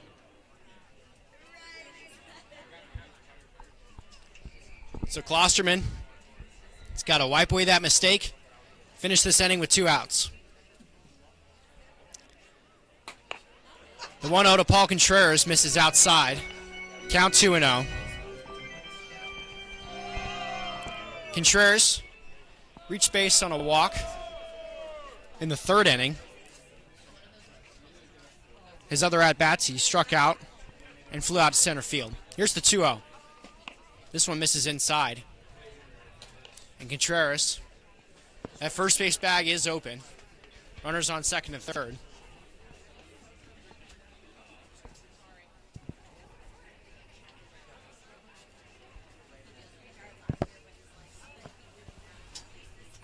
The 3-0. Misses again. 4 straight balls for Christian Klosterman.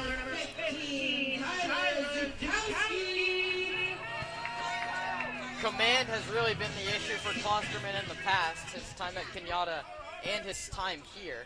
So putting him in a bases-loaded situation is a tough spot for Klosterman to work out of.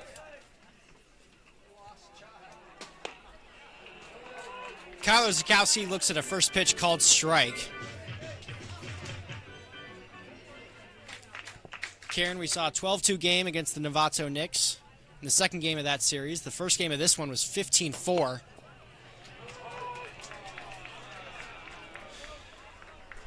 And as the count evens at, or goes to 0-2, looking at another blowout here. Bases loaded with 2 outs. Here's the pitch. This one popped up down the right field line. Goes foul into the parking lot. Zukowski has reached his last 2 times up to bat. He singled and then walked as Klosterman has to tie his shoes.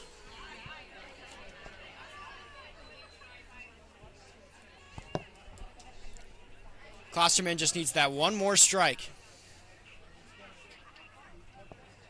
Here's the pitch. This one fouled down the right field line once again. We'll go again on the 0-2. great at-bat from Zukowski. Goes down 0-2 early, and then 2 close pitches around the zone. He spoils them and stays in the at-bat.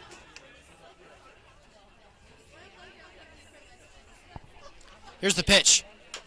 This one chopped right back to Klosterman. He'll pick it up, flip to home plate, and Cowens had his foot on the bag already, and now will retire the side, but not with a little bit of damage done. 4 runs for the Stompers in the bottom of the 5th. We head to the 6th. This is the moment you've all been waiting for, I know. These two have been waiting. She's been waiting for this moment the entire game. And this group right here, too. So you don't have to know the whole song. Just the hands part is good. Touching hands. Reaching out. Touching me. Touching you. All right, let her in. Sweet Caroline. Ba, ba, ba. Good times never felt so good. So good, so good, so good. I feel fine.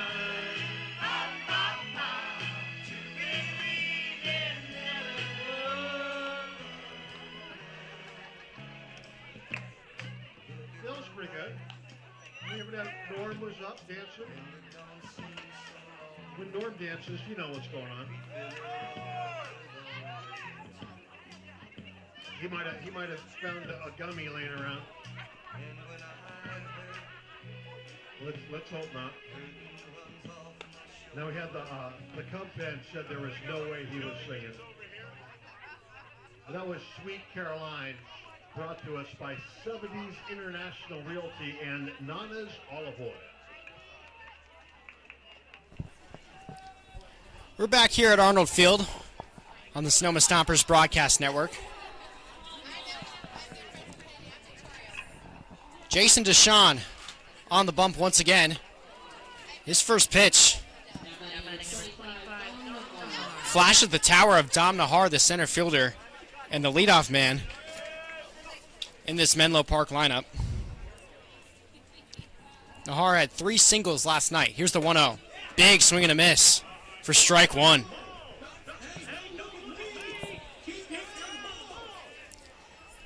Nahar's got another single tonight, and then he struck out in the 3rd. The 1-1. This one, the off speed, curves right into the zone.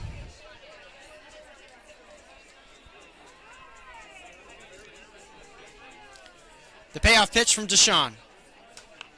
This one, another curve. This time, Nahar gets a piece of it. Now that's a good pitch, bearing it on his hands, and all he can do very late on it is spoil it foul.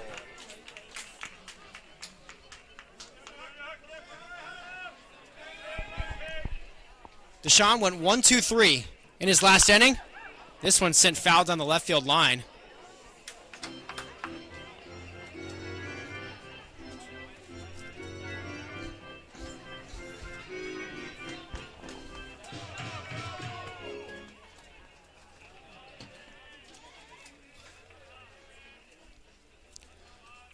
Here's the 1-2.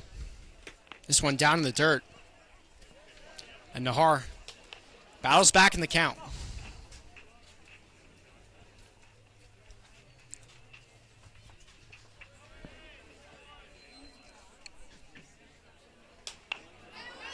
Two is fouled back from Nahar.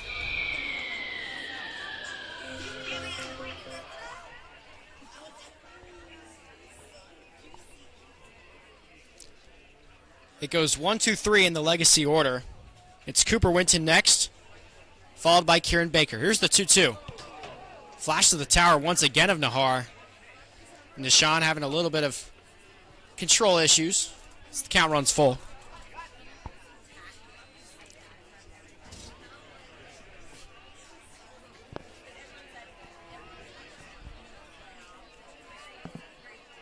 The full count pitch.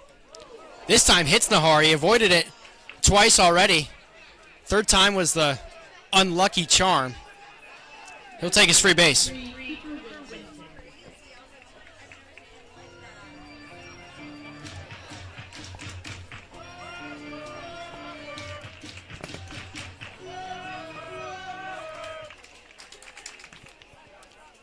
Cooper Winton, the lefty, now digs in.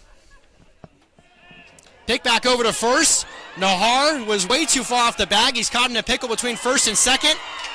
It will be Abel, the shortstop, who administers the tag for the first out. Beautiful move there. Just a beautiful move. He spins and fires to first base. Caught Dominic Nahar napping.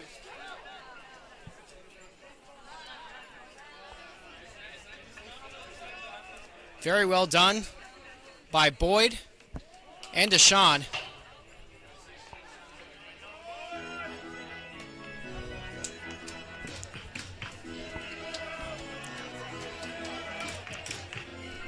Winton flew out to second and then to right field, so he has liked the right side of the field so far tonight.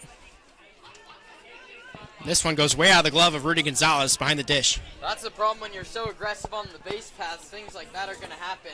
Dom Nahar thought he had the jump on Deshaun, but he didn't, and a beautiful spin move caught him stealing. Deshaun trying to look for his first punch out of this inning, and he's just one strike away.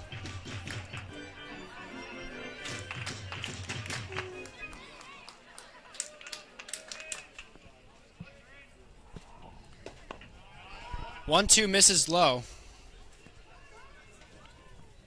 Yeah, it looked like a changeup that just stayed below the zone.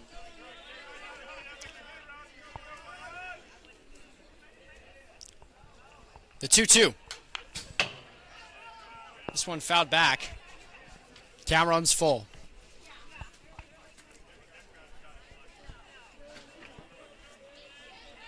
Winton last night had 2 singles and came around to score.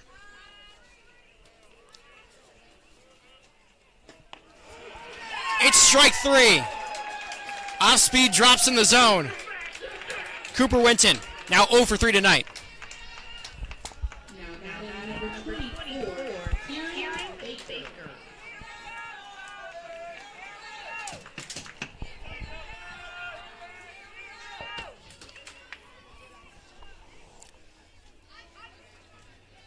Kieran Baker, the left fielder, now digs in.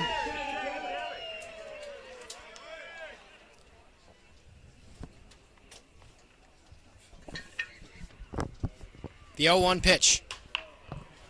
Chopped into the first base dugout.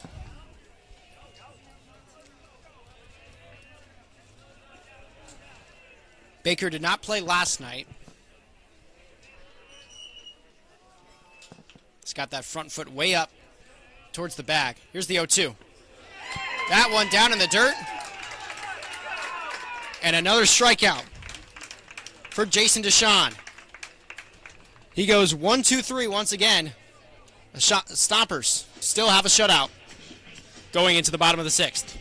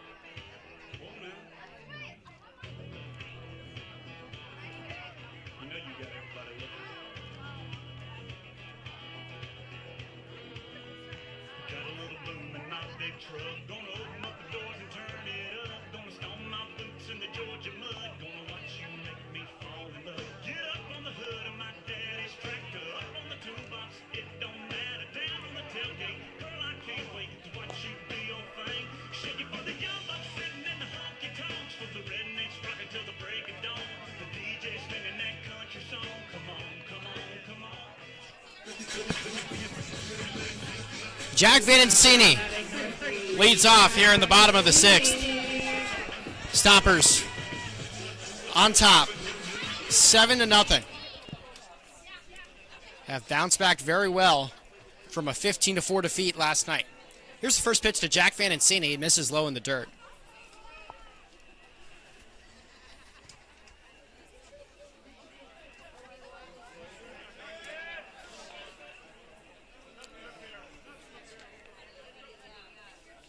The 1-0. Chopped on the ground down the third base line. And Dave Hoke over at third base makes a nice grab.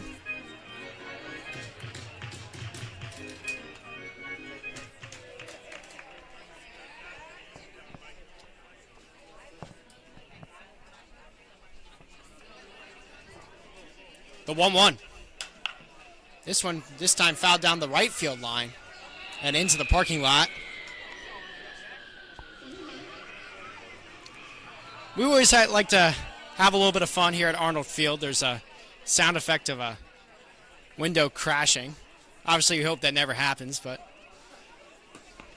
this one gets behind Cowens. And now a 2-2 count to Vanancini.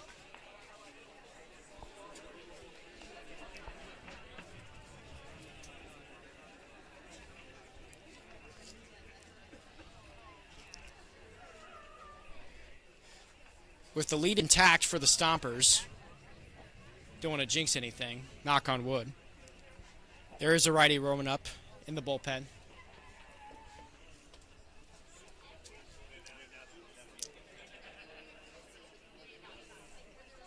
The 2-2 from Eisenhower.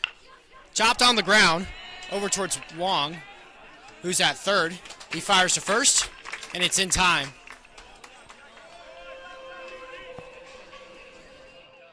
Now batting number 5, Rudy Gonzalez.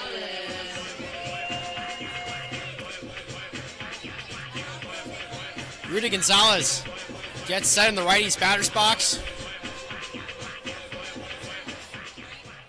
He certainly had a fun day. He reached on an E5, singled, and then walked. This one sent out high to center field. Nahar comfortably underneath it. And Dom Nahar makes the catch. Yeah, it looks like coming into this inning, the Legacy made a defensive switch. It's John Ringer. We saw him at shortstop last night. He's taken over for Tyler Wong, and what turned into a disastrous day defensively at third base for Tyler is finally over. Now batting number 21, Brady Boyd. So Brady Boyd digs in. He's ahead in the count to start.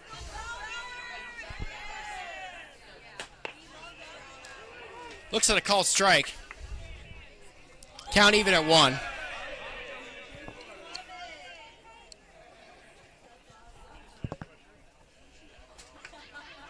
The 1-1. Misses in the dirt.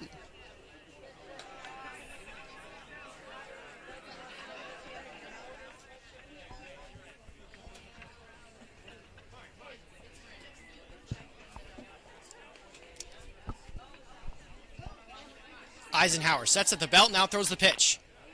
This one chopped against the net. And Eisenhower now 1 strike away, getting out of his first clean inning.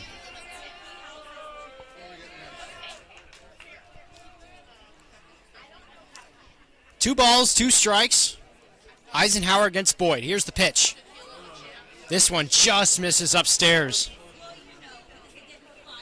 Fastball coming in at 83.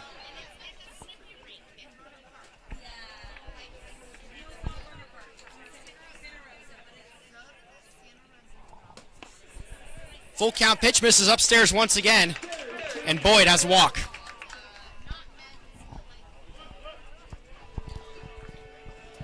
And Legacy pitching still only has 1 clean inning, and that was the first.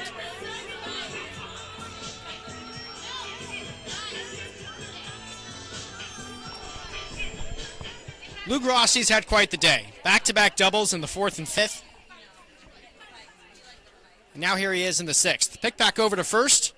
Not in time to get Boyd. Thompson's got his foot on the bag. He's holding on Boyd, who now will take his one-step lead once again. Eisenhower is going to hit Rossi on the first pitch. Now 2 aboard for the Stompers.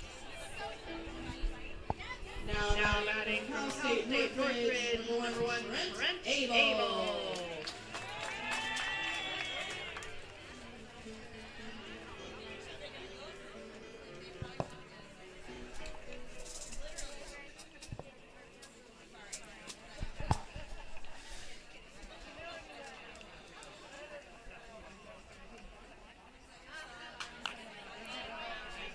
Trent Abel fouls this one back.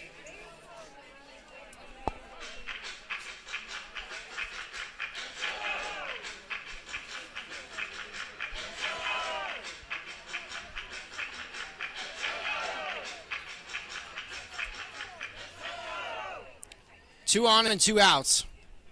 And Elijah Ramos awaits in the on-deck circle. The 0-1. Chopped on the ground to Bittner at second. He throws the second. And Farr ranges over to make the last out.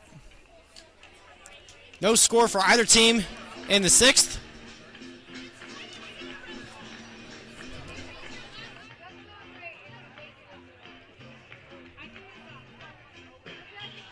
I just was talking to these ladies here, and I was distracted. But I have some bad news. The bar is going to close at the end of this inning. I'm sorry. I don't make the rules. I just let you guys know about them. So if you want another Flyberg margarita, or if you want another beer, head on over to the wine shack or the concession stand. It's last call for alcohol.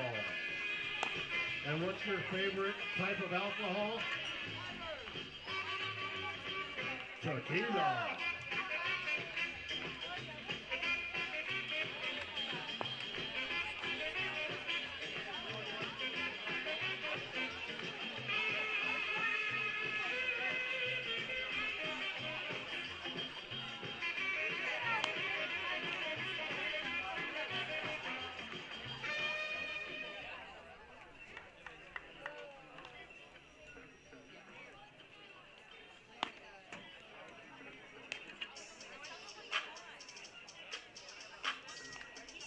Now pitching for the Sonoma Stompers, number 43, Connor Kinney.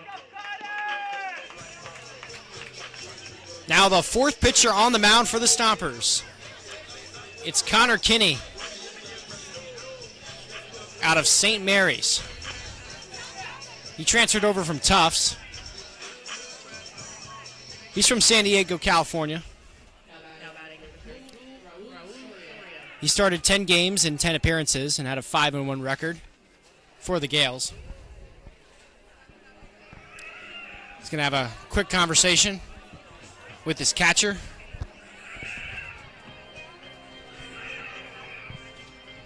And get ready for his first inning of work. So it went Tyler Looney, Evan Sandoval, Jason Deshawn, and now Connor Kinney. Misses on his first pitch.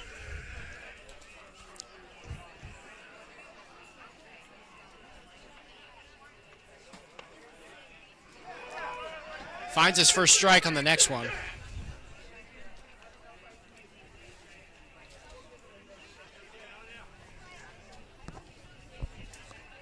The 1-1. Misses low.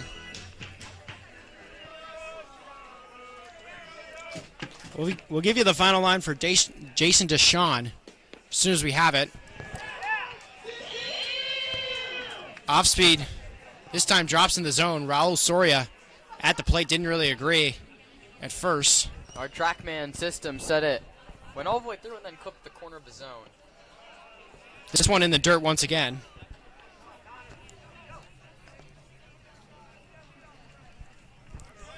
And now a full count. Righty versus lefty. Fouled away by Soria. Soria, the DH, flew out to short in his first appearance and then walked in the fourth inning. This one fouled down the line once again. Third baseman Rossi ranging over. Nowhere near field of play. And we'll go again on the 3-2.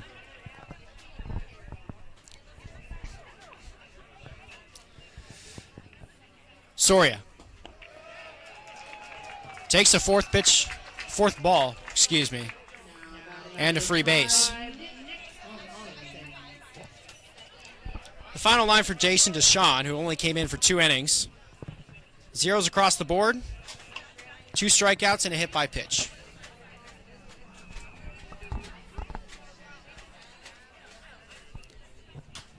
Nick Thompson fouls the first pitch away.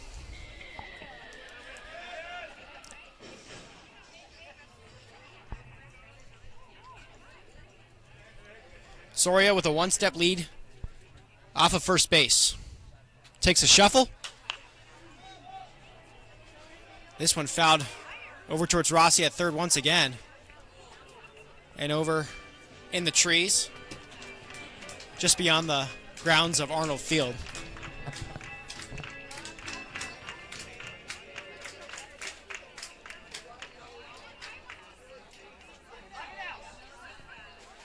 Thompson fouls another one down the left field line. Yeah, he's been late on everything he's seen so far from Kinney. All of them are being spoiled the other way. Kinney, a 6'4" graduate student. The 0-2. Can't find the zone, just a little bit outside.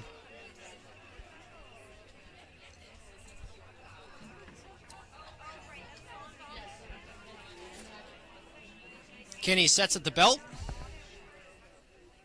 The 1-2. Big swing and a miss from Thompson.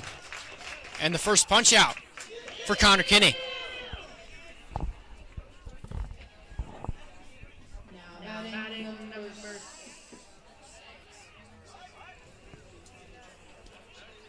Number 6.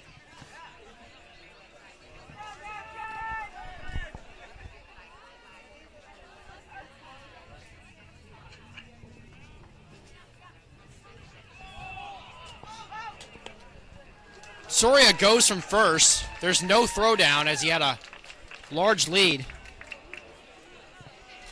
It's John Ringer in the righty's batter's box. Ringer was in the 9 spot last night. First, he fouls the first pitch down the third base line. Go ahead, Kieran. Yeah, he came in defensively for Tyler Wong after Tyler made 3 errors in 5 innings out there at third base. And they go to Ringer, who played a solid shortstop yesterday. They have all but 2 shortstops playing on the left side of the infield for the last 4 innings. 0-2 misses down in the dirt.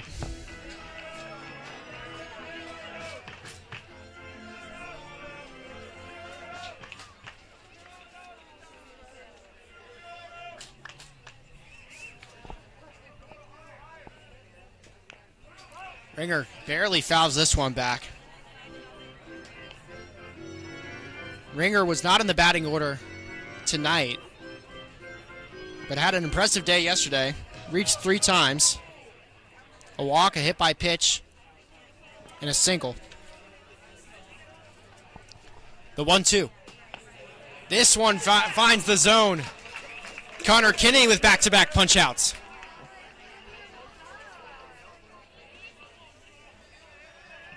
Number 8. Tyler Bittner. So Kinney trying to strike out the side here. Kyler Bittner's in his way. Another righty warming up in the Sonoma bullpen. First pitch misses low. Escapes the glove of Gonzalez. But Soria not going from second.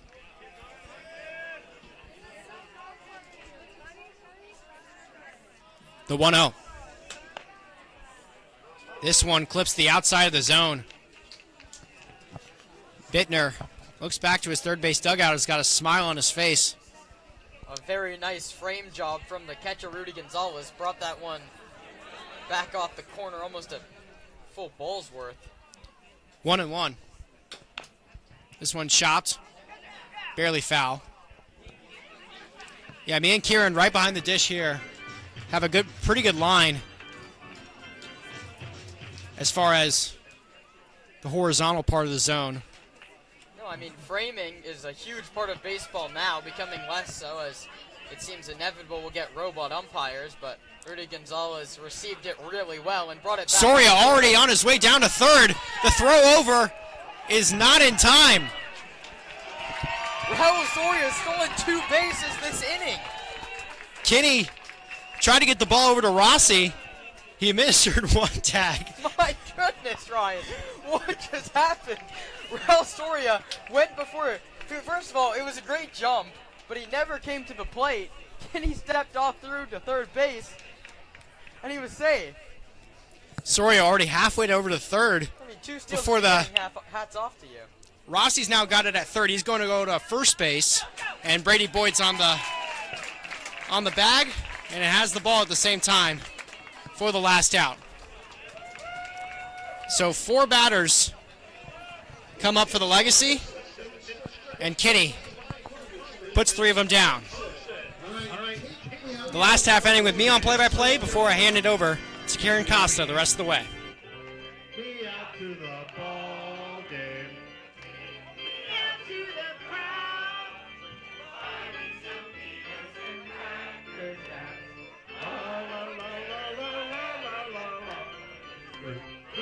For the Stompers.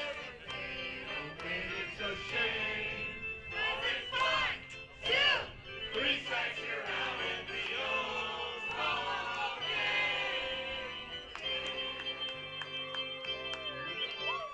That's the 7th inning stretch brought to us by Congressman Mike Thompson.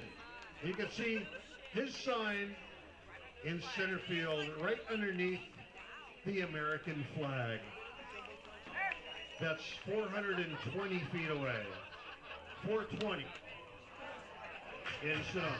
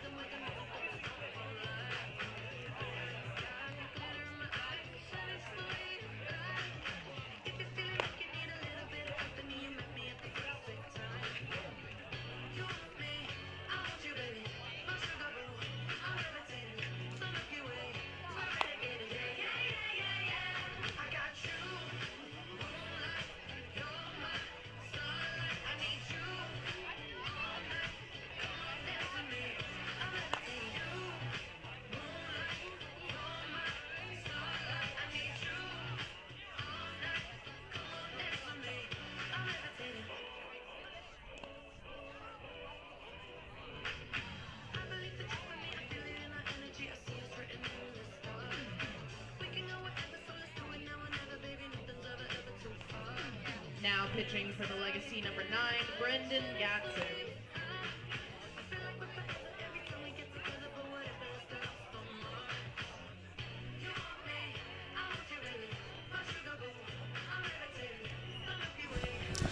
It's been a carousel of pitchers on both sides tonight. Christian Klosterman's day is done, and it's now Brandon Gadsden on the mound. He's also a third baseman in addition to being a right-hand pitcher. He's pitching for his college coach, who's the manager of the Menlo Park Legacy, Nick White.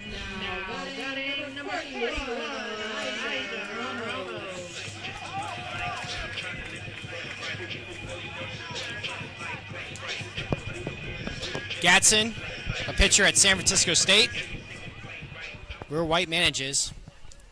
First batter he faces is Elijah Ramos.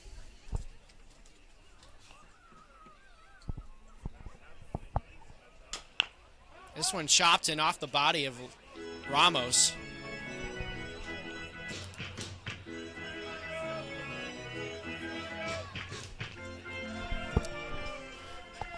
It's been a less than eventful debut for Elijah Ramos. He's over 3.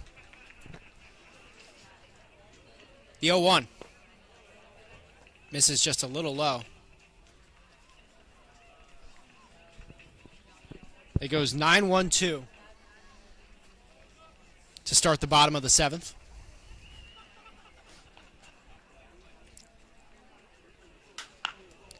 This one popped up over towards first base. Thompson ranges over.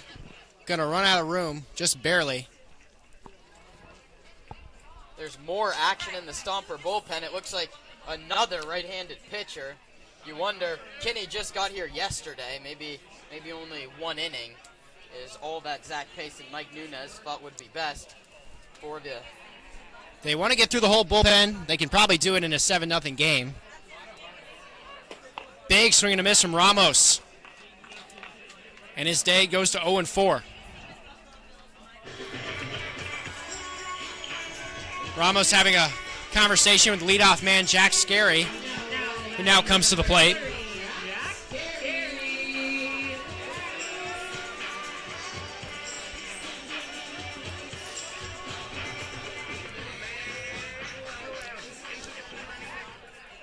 Jack had a single in the 3rd, single in the 4th, and was hit by a pitch in the 5th.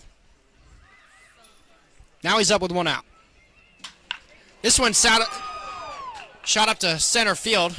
Nahar's underneath it once again. He's had a bunch of routine plays out there today. And now, 2 batters and 2 outs.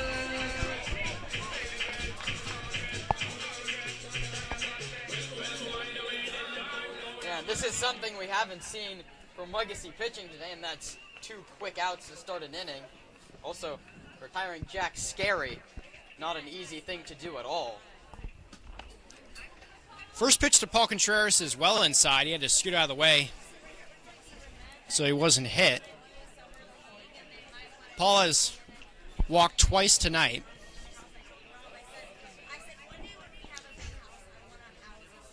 The 1-0 from Gatson. Gets away from Cowens.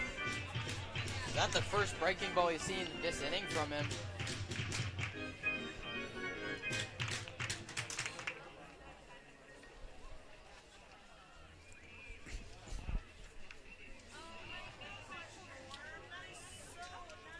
The 2-0 is a called strike. It goes out of the mitt of Cowens. I mean, at higher levels of baseball, you rarely see the strike call be given when it hits off the catcher's glove, but the benefit of the doubt goes to Blake Cowens. The 2-1. This one misses outside. The frame job not successful by Cowens. He's no Rudy Gonzalez. He brought a ball 2 inches off the corner for a called strike. Got a good laugh out of the hitter Kyler Bittner. Big swing and a miss from Contreras. Oh, no, he fouled it back. Excuse me. I mean, framing's all about how you receive the baseball. If you make a big movement with your glove and bring it off the corner, the umpire can obviously tell. Just got to snap your wrist back towards where you want the ball to go. Well, whether he missed it or fouled it back, it's a strike nonetheless. And that's Kieran's top of the 7th scouting drill. We'll do it every game from here on out. A full count and 2 outs. Contreras takes ball 4 low. And his 3rd walk of the night.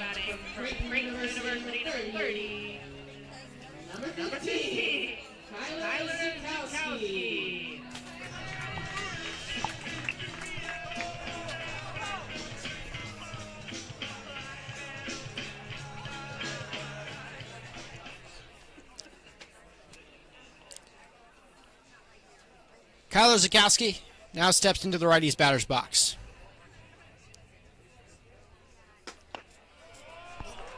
First pitch is a called strike. Brought that one off the corner as well. A much closer pitch.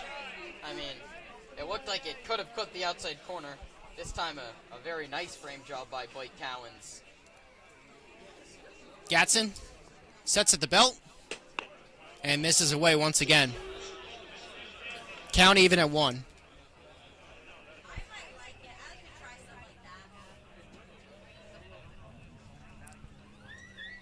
Jack Van Ancini, the DH and cleanup hitter, awaits on deck. The 1-1 to Sikowski. Fouled back.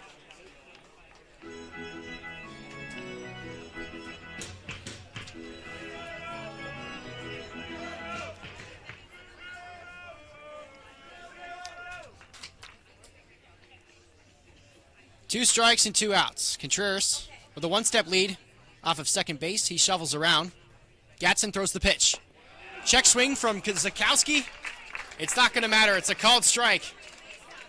And a put out for Brandon Gatson. I'll hand play-by-play duties over to Kieran Costa when we return on the Sonoma Stompers Broadcast Network.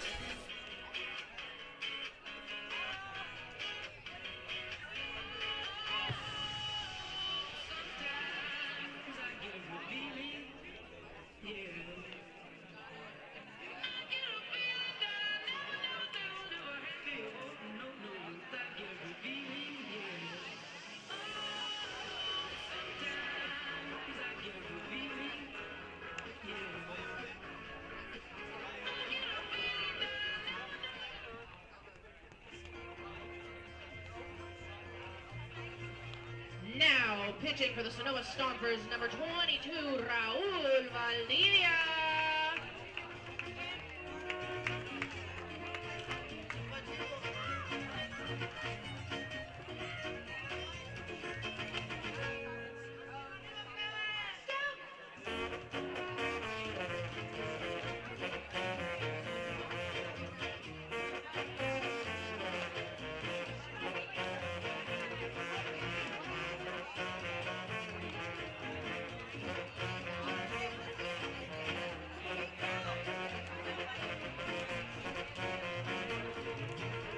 Después de tanto chingarle ya me superé y no me agüito, gracias a Dios estamos bien.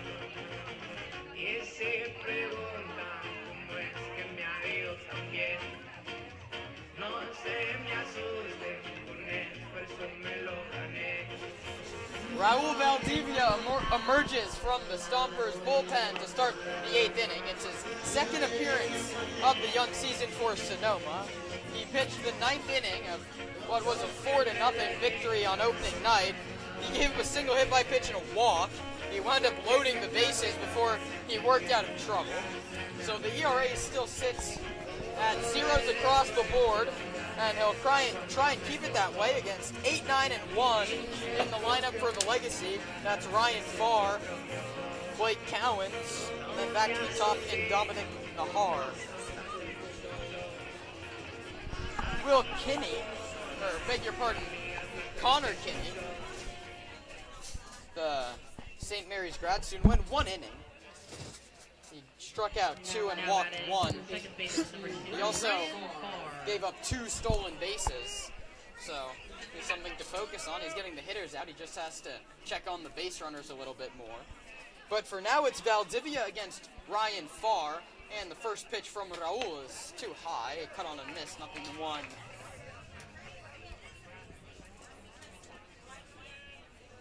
One ball and no strikes to Farr. He's struck out twice.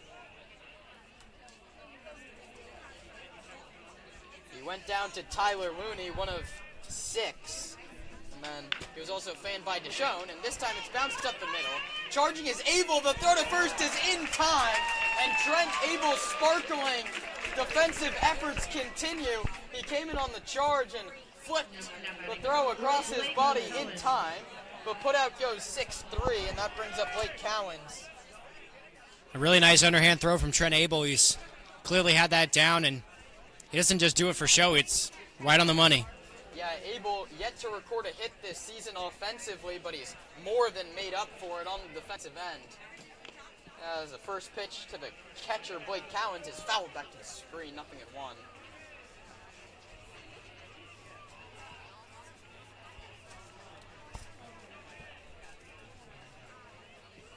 righty on righty, the 0-1. Clips the outside corner quickly, 0-2. There's more action in the Stomper bullpen, just stretching for now, as you think Valdivia just gets the 8th. Zach Pace seeing what he got out of his guys in a 7-0 ball game. This one's skied to left. Jack Scary is under it, 2 hands, and makes the catch. And there's very quickly 2 outs here in the top of the 8th. It seems as though Sonoma has found a better defensive alignment than last night. Haven't had the toughest of plays to make all the time, but I think they like what they've got. That one's driven out towards left. Scary started in, and now he goes back, reaches up, and makes the catch. A couple nice defensive plays by Jack Scary out in left. And halfway through the 8th, it's a big day in baseball. It's Lou Gehrig Day being celebrated across the MLB, a day where we think about all those who suffer from ALS, and disease now named after the former Yankee first baseman Lou Gehrig. It was 99 years ago today that Lou started his 2,130 consecutive games played streak. That streak would eventually come short, and his career would as well. When complications from ALS at the time, now Lou Gehrig's disease, cut a great baseball player's season career and then life short. And then it was 16 years to the day after that streak. He lost the streak and then gave one of the greatest speeches we've ever heard, where he says, "I consider myself one of the greatest men on the face of the earth." And ALS still 100 years later is yet to have a cure and is still affecting the MLB today. Journalist Sarah Langs, who works for MLB Network, suffers from it now, so a lot of people have talked to her today. And on June 2nd, the day that streak started for Lou Gehrig, you can see the little Lou Gehrig Day square in the top right of your screen. Obviously, no number 4 patches are sewn on the Stompers jerseys, but across the MLB today they are. Many people in different ways can relate to either having Lou Gehrig's disease, a family member has it. One good example, Phillies right-hander Aaron Nola has a family member who's dealt with it in the past, and a day to remember a great cause that's not just fought on this day, but on all 365 days of the year. But now we're back to baseball here at Arnold Field. The Stompers holding a commanding 7-0 lead here on the Sunday evening against the Legacy, as we're flying through just over 2 hours gone by. The Stompers with 3 runs in the 4th inning and then 4 runs in the 5th. It's 7-0. The lines read 0-2-5. 5 errors, my goodness, for Menlo Park. 7-6-0. Zach Pace with a 7-0 lead is going to dip into his bench a little bit. It's going to be Justice Brinson, and I think he'll be facing a new pitcher as well. Brinson came off the bench in yesterday's game. He got the start 2 days ago. He's going to hit for Jack Vanacini. Jack reached base twice on a walk and an error, so we didn't get a hit. Justice takes a called strike 1. Brinson, yet another Cardinal Newman product. It doesn't look like his teammate Brady Boyd will hit either, as another pinch hitter out on deck.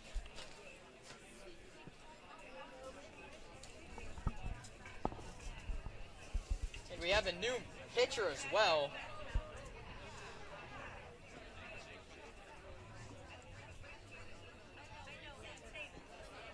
Oh, it's bounced foul.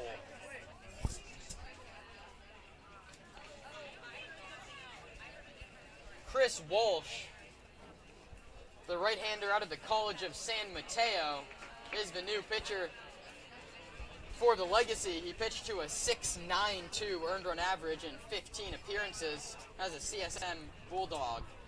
He's ahead of Justice Brinson here. 1 ball and 2 strikes. Rudy Gonzalez, the catcher, out on deck. Here comes the 1-2. Outside 2-2.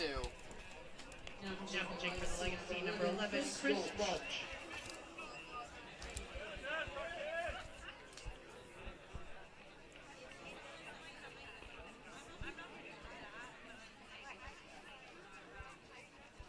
Two balls and 2 strikes to Justice, who's just come off the Stompers bench. The pitch is lined hard on 1 hop to third. It's picked by Ringer, who throws across the diamond in time, and finally have some good defensive plays coming from the Menlo Park Legacy hot corner. Yeah, 5 errors tonight. Obviously, Tyler Wong started the game at third base. He was quickly replaced by John Ringer. Not an easy infield to deal with, but just some gloving issues, and one of the reasons Menlo Park trails 7-0 in this game. And that brings up Rudy Gonzalez, who just came to ball club yesterday, and he takes a fastball blown away at 81 miles an hour. The catcher from Texas, University of Texas, Rio Grande Valley, down there in the shoe of the state of Texas, the Vaqueros. He hit 216 for them last season, and the 1-0 is up and in, 2-0.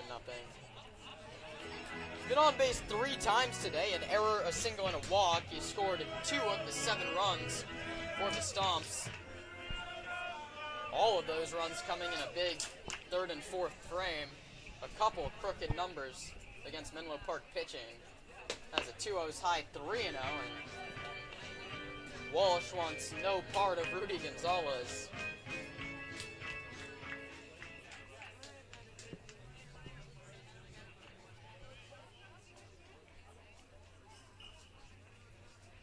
The 3-0 offer is low and away, and a 4-pitch free pass.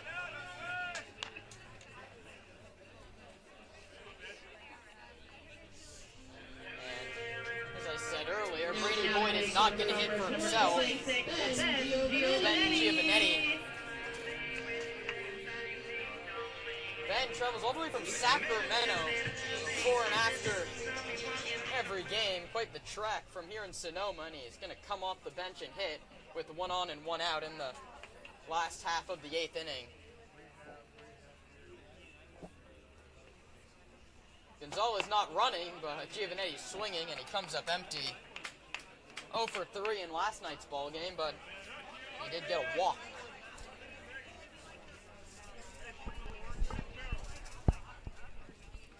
Here it comes, and that's inside again. They're staying on the inner half against Giovanetti.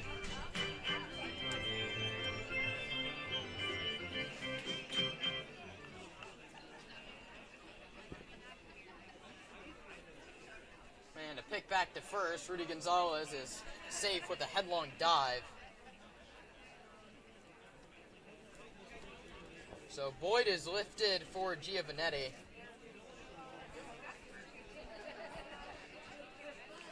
Oh, and what a run. There he goes, and the pick back to second, and caught between first and second is Rudy Gonzalez. He's in a pickle. They're going to look like here they should just take him back all the way to first base, and he missed the tag, it looks like, from here. The call by the home plate umpire is that they got him, and Rudy Gonzalez is staying on first base. He can't believe it. Gonzalez is almost too fast for his own feet. Are they going to say he's safe? Yeah, he was overruled exactly by the home plate umpire. And so Rudy Gonzalez, after a base running blunder, somehow escapes it and dives headlong back into first base, and a mental mistake turns into nothing, and we'll do it again at a ball and a strike. The pitch, he's not running this time. It's a called strike. I thought that first umpire came in, called him out. I guess he was overruled by the home plate umpire. But Gonzalez ran back one way, back over to first, back to second, and then back to first to get there safely. Yeah, it's rare to escape a pickle, but Rudy did it there, and so he's staying at first with now a very short lead. As he scampers back after a ball in the dirt, it's 2 balls and 2 strikes. If my memory serves me correctly, it's the second time that Stompers avoided a pickle tonight. I think Kyler Zakowski was going from first to second, got caught, and made it to second. Yeah, so some heady base running by the Stomps over this weekend against the Legacy. A pick back to first. 7-0, Sonoma over Menlo Park. The Stompers get 48 hours off, which you're not going to see the rest of the season. No game Monday or Tuesday. We'll be back right here on the YouTube broadcast Wednesday. First pitch 6:05. Giovanetti takes high, filler up, 3 balls and 2 strikes. And then Thursday, league play starts for Sonoma. They head out to Monte Vista High School to take on the Walnut Creek Crawdads. Catch that one on Sonoma Stompers Mixler audio only feed.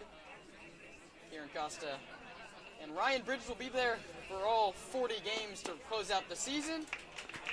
The payoff delivery is low ball 4, and the Stompers are threatening with back-to-back one-out walks. That brings up Luke Rossi, and Luke is having himself an evening up until this point. A couple doubles, a couple runs, a hit by pitch, and count them up, 4 runs batted in. So you do a little bit math up there, Ryan. That's 2 runs and plus 4 RBIs. He's accounted in some way for 6 out of the 7 runs the Stomps have scratched across. He awaits the first pitch from Walsh, and it clips the outside corner. Says the home plate umpire, it's 0-1.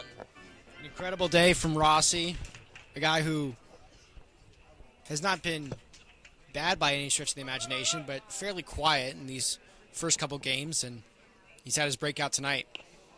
Yeah, that one kicks off the glove into the screen. The runners advance on what's going to be a pass ball. Rossi has now been on base all 4 games. He's gotten the start in all of them at a couple different positions. We've seen him at third base twice, first base, and designated hitter.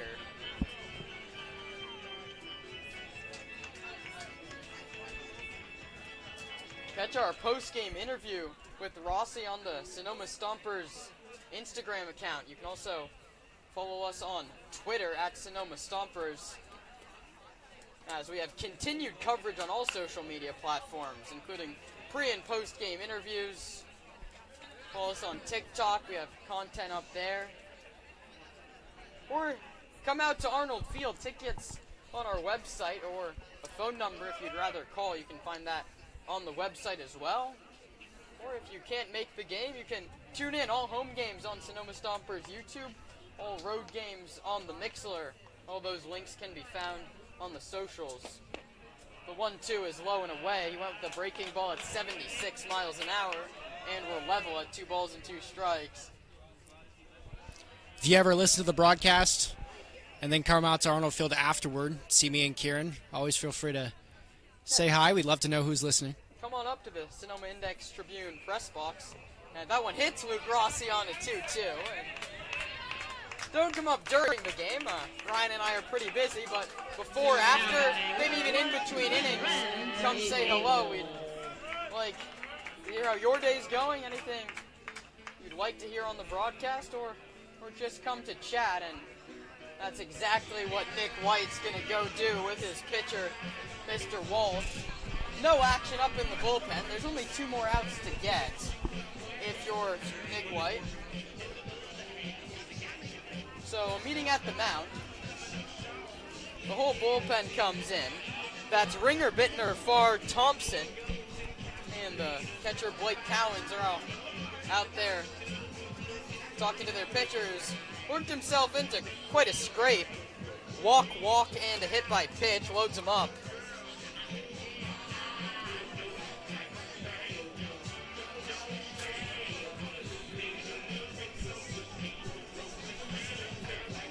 Thank you for all those still tuned in. We've yet to have a barn burner yet. Stomps win 4-0, win 12-2. Drop yesterday's ball game 15-4, and they lead this one 7-0. Gonzalez from third, Giovanetti from second, Rossi from first. The first one is low to Trent Abel. Trent still in search of his first hit of the young 2024 season. A shortstop out of California State University Northridge takes low. That's going to kick away. Gonzalez going to come to the plate. The throw won't be made. It's a wild pitch from Walsh, and Rudy Gonzalez touches home plate for the third time today. The Stompers tack on in the eighth. It's now 8-0. Stompers continue to do it any way, shape, and form. Again, a day where you just have 6 hits. But let's count them up. That's going to be 5 errors, and that doesn't even count the wild pitches and pass balls. Runners from second and third, the 2-0 from Abel. Nice block that time by Cowens. That would have allowed another runner to score. Instead, it's just going to be 3 balls and no strikes. First base open after the wild pitch moved up the runners. The Stompers looking, the ball to the outfield might put them at double digits for the second time in 4 games. The 3-0 to Trent is in there to get me over at 82. Right down the middle, 3 balls and a strike. Kieran, did you think that coming into these first 4 games of the season that the closest game, assuming this one doesn't have any miracles happen, would be decided by 4 runs? Yeah, and that's CCL out of league play for you. You can see some discrepancies, but maybe that's not even the case. I mean, these 2 squads ran out all but the same lineup yesterday and today, and it was an 11-run victory for the Legacy, beg your pardon, yesterday, and we flipped that to an 8-run lead and threatening for a lot more for the Stompers, and Elijah Ramos steps in 0 for 4 on his line as he takes called strike 1. He popped up to short in the second, flew out to right in the fourth, grounded out back to that shortstop in the fifth, and struck out. That was in the seventh. Swings here, pops it up, first base side, and it's going to drift into the seats.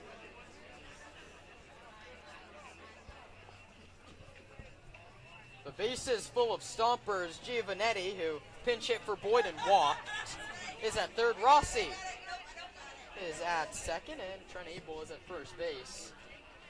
Stompers have yet to record a hit this inning. The 0-2 to Elijah is low. Nice block again by Cowens.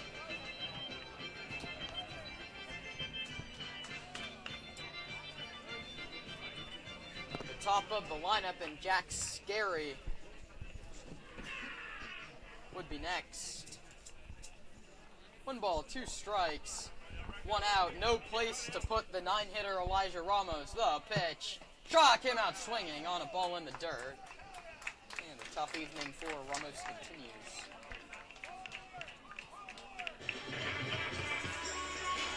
Jack Scary digs in. He's been on base 3 times today. He singled and was caught stealing in the third. He's also singled and been hit by a pitch. He's yet to cross home plate today.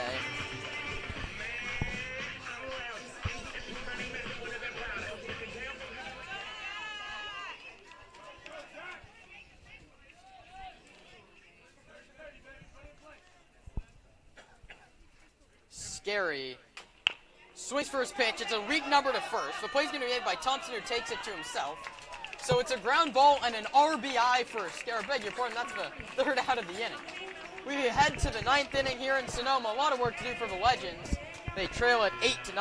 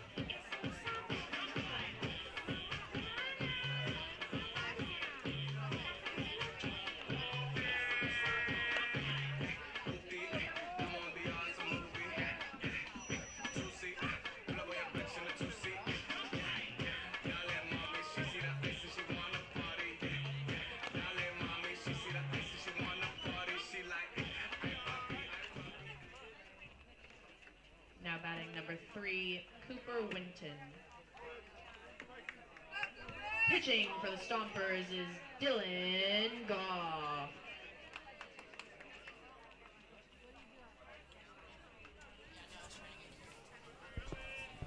Cooper Winton is going to lead off the top half of the 9th inning against yet another pitcher out of that Stompers bullpen. And the first one misses low.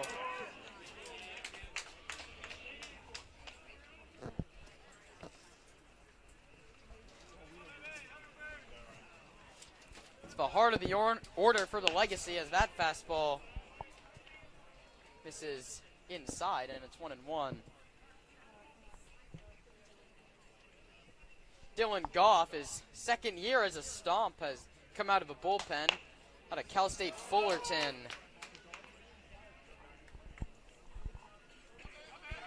He changed from infielder to pitcher in high school, as many do. He had a 3.45 earned run average in just 10 innings as a Titan, and he starts his Stomper year off right as he gets Cooper Winton looking. Now batting number 24, Kieran Baker. That brings up Kieran Baker, 0 for 3 with a couple of Ks on the line so far for Kieran.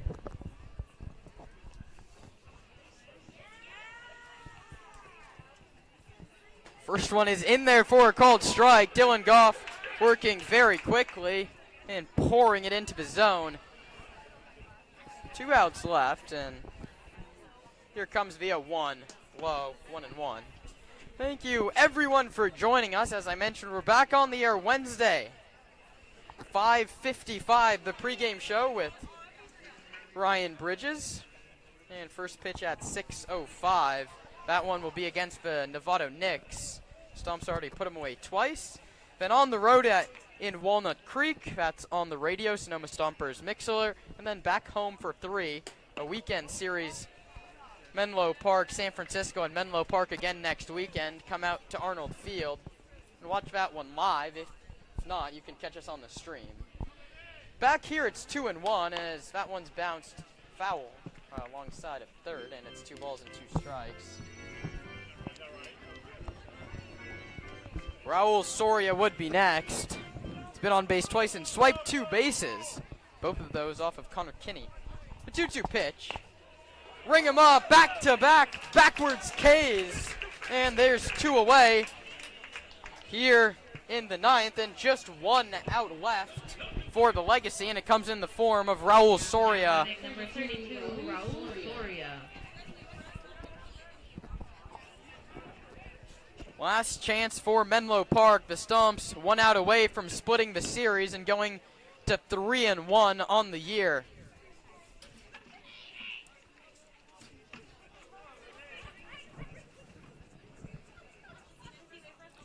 Here comes the 1-0, is bounced back up the middle and through for a base hit. A good piece of hitting for Raul. It's his first hit of a ball game. He's been on base 3 times, and Ryan, we know him as a speed threat. He's already swiped a couple bags today.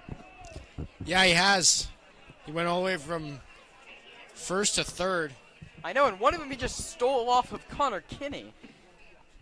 I mean, Kinney didn't even know he was going. Yeah, he made the throw to third base, and it was not in time to get the speedy Raul Valdivia, jumping but not running, and it's a ball and no strikes.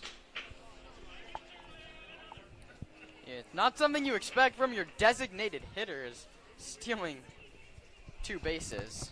Dylan Goff's out ahead, 0-1.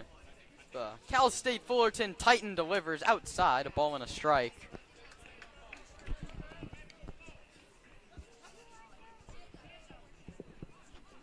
One ball, 1 strike. 2 outs here in the top half of the 9th inning. So we're still under 3 hours. That one's lined back to the screen. First couple of innings were going pretty quick, just 3 or 4 batters per inning. We were flying through the first 3. Then Stompers started throwing up crooked numbers. And nothing but zeros on the visitor half of your scorecard today.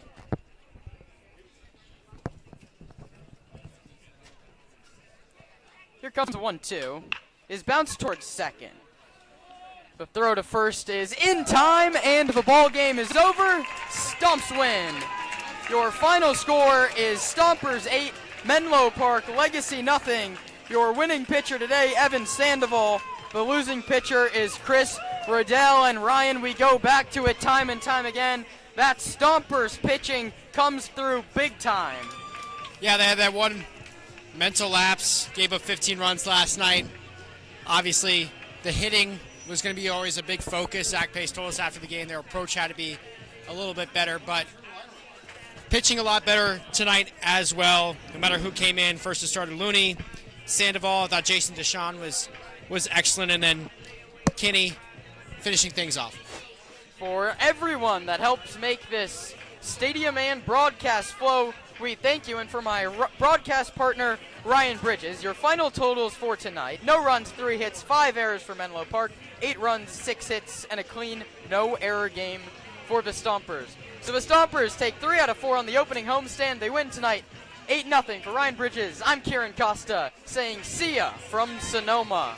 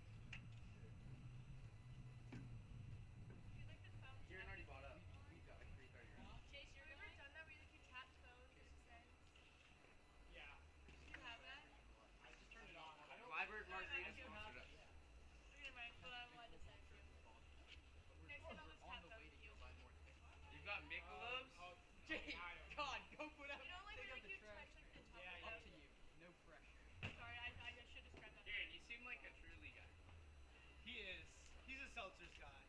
Yeah, so good for the cup, mate. It's unreal. No, it is not. It's 0 carbs, Jake. Were Go you take trying out to the say, like, trash. took the win against Menlo Park today? Stompers, Stompers, uh, Stompers bounced back with 8-0 win over Menlo Park! Exclamation point. Okay.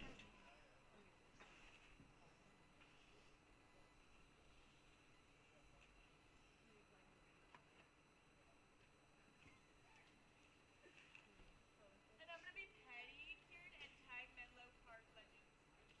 Well, I don't know if we have any moral high ground after yesterday. But Oh, yes, it's okay. please do. No, Please they do. tagged us yesterday. They tagged End us of the in their legacy. caption. Oh, end of the legacy is hard. I like that.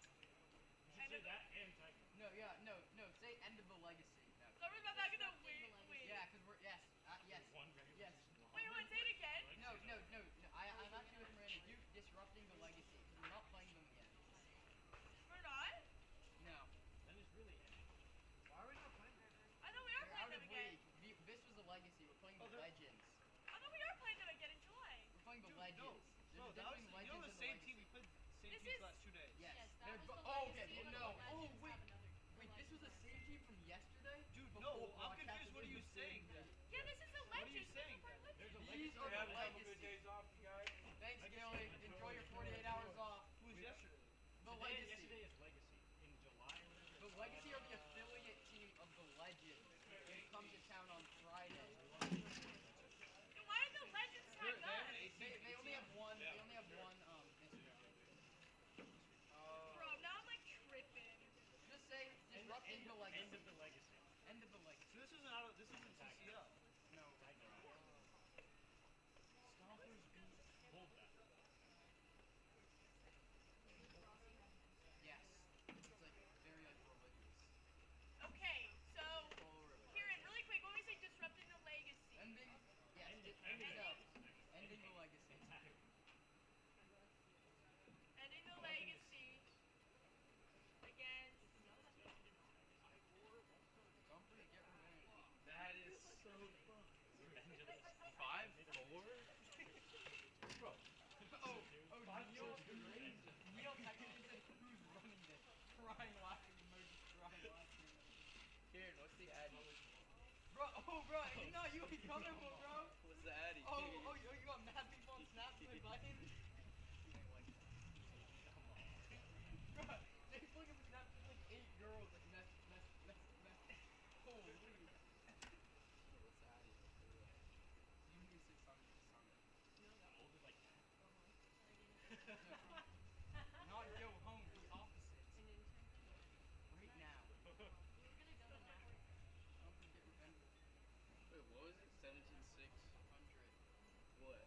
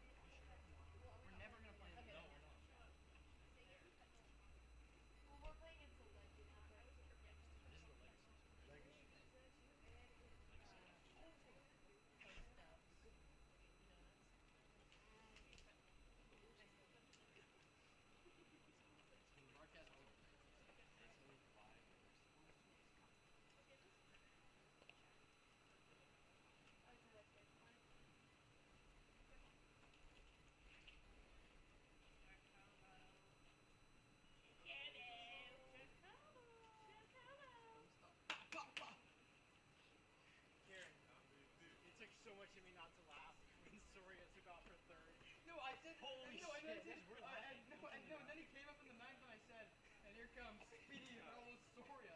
So I have 2 bags in 1 inning back in the 7th. The Sonoma Stompers bounced back from a tough loss on Saturday with a resounding 8-0 win over Lincoln and Northpark. But I don't know. I don't get it. Hit myself. Love it. I thought that was funny. Thanks, mate. Thank you. No, I do it for guys like you. Thank you. Sure he's cheating on himself? Can I put the note? Legacy. What happened? It's his best. Yeah. This is bread and butter. Is what?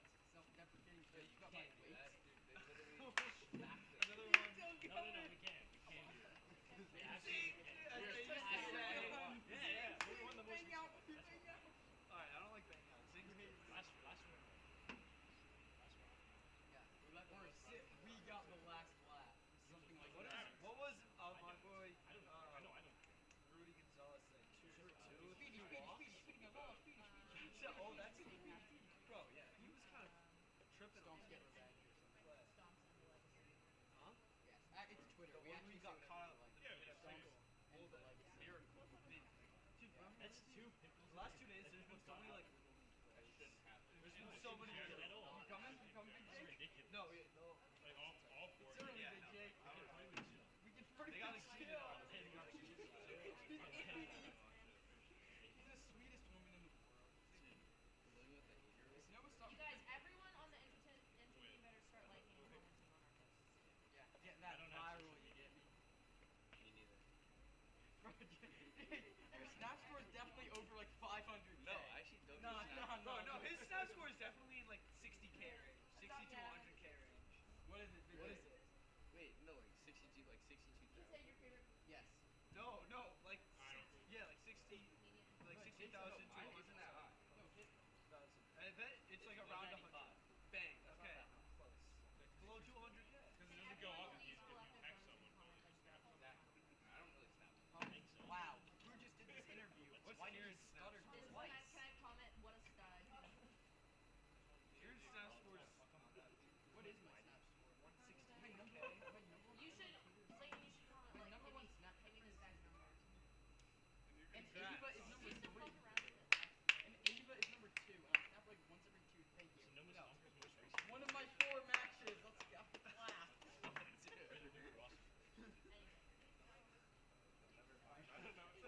Why am I so fat? Oh wait, did I send you that meme today? Send it to everyone. No, you're not. I'm not talking to you. The kid that goes to Yale.